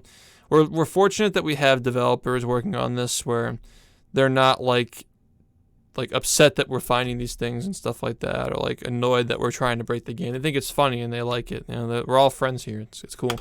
That's a general consensus is that like there are like little annoyances there and here and there, but they're ultimately just funny. You know, there's something that we can all just kind of like laugh at and have The inverted controls thing is not funny, but we found a way around it, so it's okay. fun with. It's and the game works. Yeah, exactly. They're self-aware. I agree. unique experience. It's fun. Unique experience, that's true. And it came out on 4 platforms at the same day. Yeah, that's amazing. Quite something, you know. Yep, You're right. Yeah, that's true. it's impressive. Did you play it on Pretty consoles too? disappointed Or you, team. I was saying Do you ever try to? for like leaking the game too early, and that They were asking if I played it on again, like with the whole like audio delay and like technical difficulties. I didn't hear what they said. They asked if I played it on console. I haven't played it on console, no. But I wonder if I went on to answer that. I was kind of worried that it was going to affect the launch because people were leaking it before the patch came out, and that was kind of like some of us were worried people were getting a negative impression. People were like complaining about stuff, but I think a lot of those people who were saying those mean things before the game even came out, they probably weren't playing on. They probably weren't even planning on playing in the first place. Because as soon as people who wanted to play got their hands on the game, I don't know what I was trying to say there. I think that what I was trying to say was that people who were getting their hands on the game early just to criticize it were just trying to be negative, and that you shouldn't worry about their opinions. Like, obviously they wanted to play it. I think my words just came out wrongly there. Like, people who were playing in good faith wanted to, if they played it early, they acknowledged that it wasn't patched, and you know, excuse me, if people who played it early were acknowledging, people who were playing it early in good faith were acknowledging that it wasn't patched and were okay with it. But people who were playing in bad faith were acting like it was the finished game. So, or they just weren't aware. Yeah, I don't know. I think that my words just didn't really come out right there. Didn't really make much sense. They all had fun with it, so those worries kind of just melted away. Yeah, we've also seen like that. You know, so far we're just riding a wave of positivity and awesome feedback and just people enjoying this game, and lots and lots and lots of people enjoying this game. So, I mean, at some point you need to force yourself to stop, you know, reading YouTube comments and all of this because you also got to work. But it's still, you know, it's always nice to just see how people too long. Because they're getting criticism from all angles here. You know, Metacritic comments by the fans and stuff like. See, guys, like they're people too. They care about this shit, you know. Like when you see like the GameSpot reviews being like aggressively obnoxious about shit, like they see that, you know. It's not fair. Like this, where just so many. Yeah, some of these reviews are not really fair in their analysis either. Like some people are just giving the game bad scores because they couldn't beat a certain level. It's, stuff like that. GameSpot boys. And you know, like I could sit here and like obviously I know everything about the original. I can sit here and nitpick. Yes, with any game you're gonna get criticism, but saying the game is a 2 out of 10 because you couldn't figure out how to beat the rolling ballroom puzzle, more or less, it's basically just rage, right? It's just baby rage. Like give criticism and give a review. It's fine. Like I've read the review and I thought that some of the things they said were appropriate, but like 2 out of 10 is literally baby rage. Like that's just fucking stupid. That's not fair to them. The game to every little detail, but like, do I really need to do that? You know, I think most people are on the same page for that. Where it's like it's a different game. It shouldn't be treated as the same thing. Yeah, the solution is like the Guitar Hero, where they have like easy, medium, hard, expert. They should have expert, hard, medium, reviewer, or game journo. Oh, that was a cool move. People shouldn't have expected that. Yeah. Yeah, these vertical ball boosts are really fun to do. This is something, but because you said it before, you are really happy that this is a different game. I don't think it's a different game, but it plays differently, like the original. Yeah, exactly. Like it's people who are hardcore into both games know that they're entirely different. But if you're not like super like if you haven't played the game in 17 years and you're not like super into the whole technical aspect of it, it feels like the same game. So that's why people like. Even we mentioned earlier that Critical did a review on this game. And he said that like it's just a repaint of the original. Like it's respectful to what they did or whatnot. Like it's they just took the old game and they made it look better, and that's what people wanted, kind of a thing. Not exactly, but to the casual eye, like yes, that's essentially what they did. You know, they tried. They're obviously like you know, like they're complications from point A to point B, but that's what they were trying to do the best way they could. So. Yeah, I agree.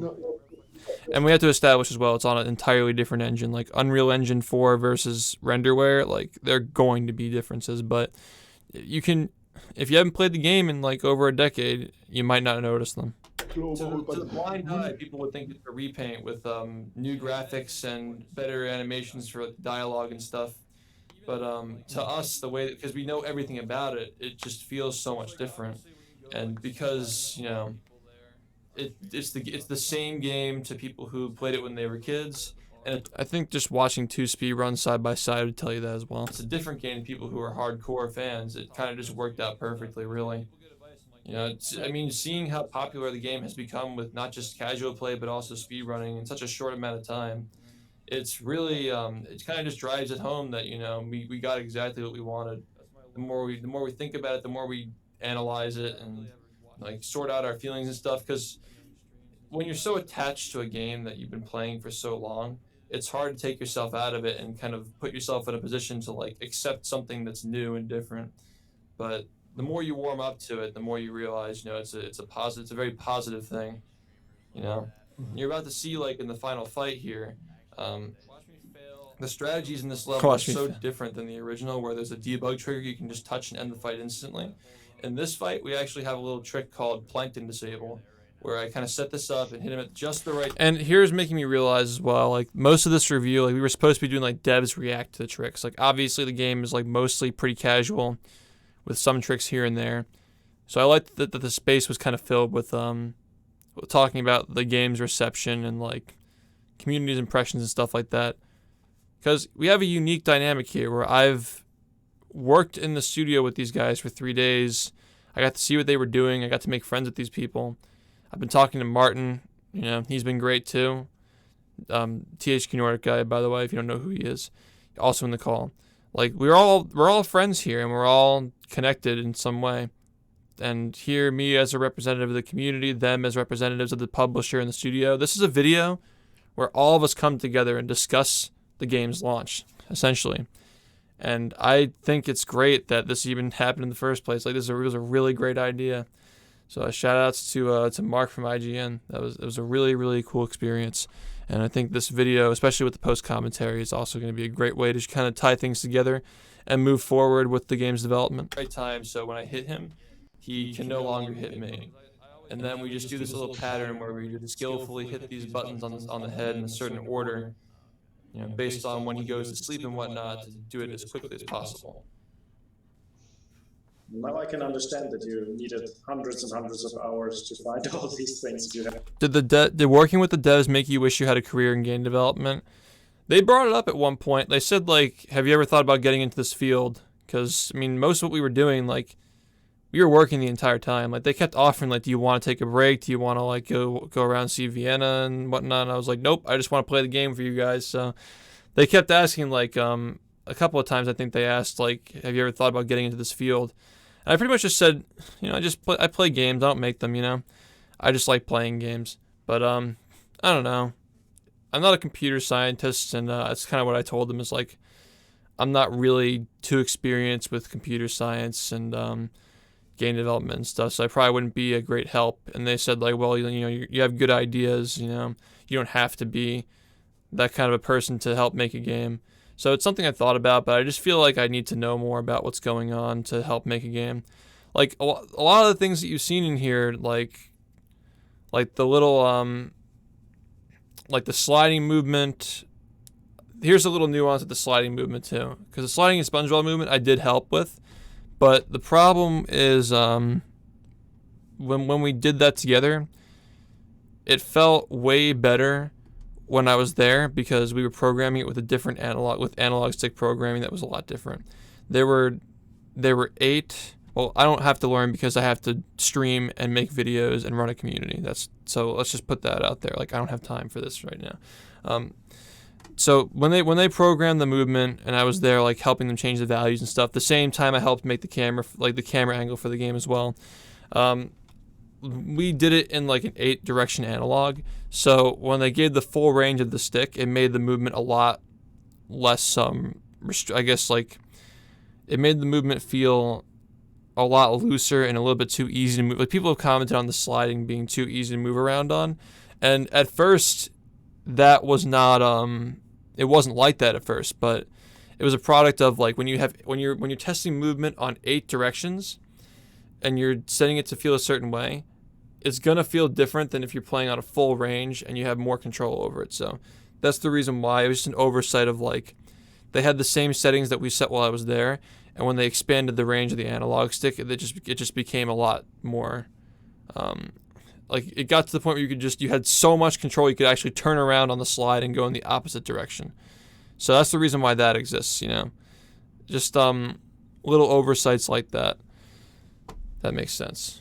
But yeah, like stuff like the little emblems on the buttons that tell you which move to hit them with and things like that. I suggested stuff like that, and obviously some of my suggestions didn't make it in because they didn't have time, and, like, I'm sure that some of the stuff I said was lost in translation. But it was a really cool experience, like being at a table with them, playing the game and, like, talking, giving suggestions and stuff, and seeing them write stuff down on their notepads as I was talking.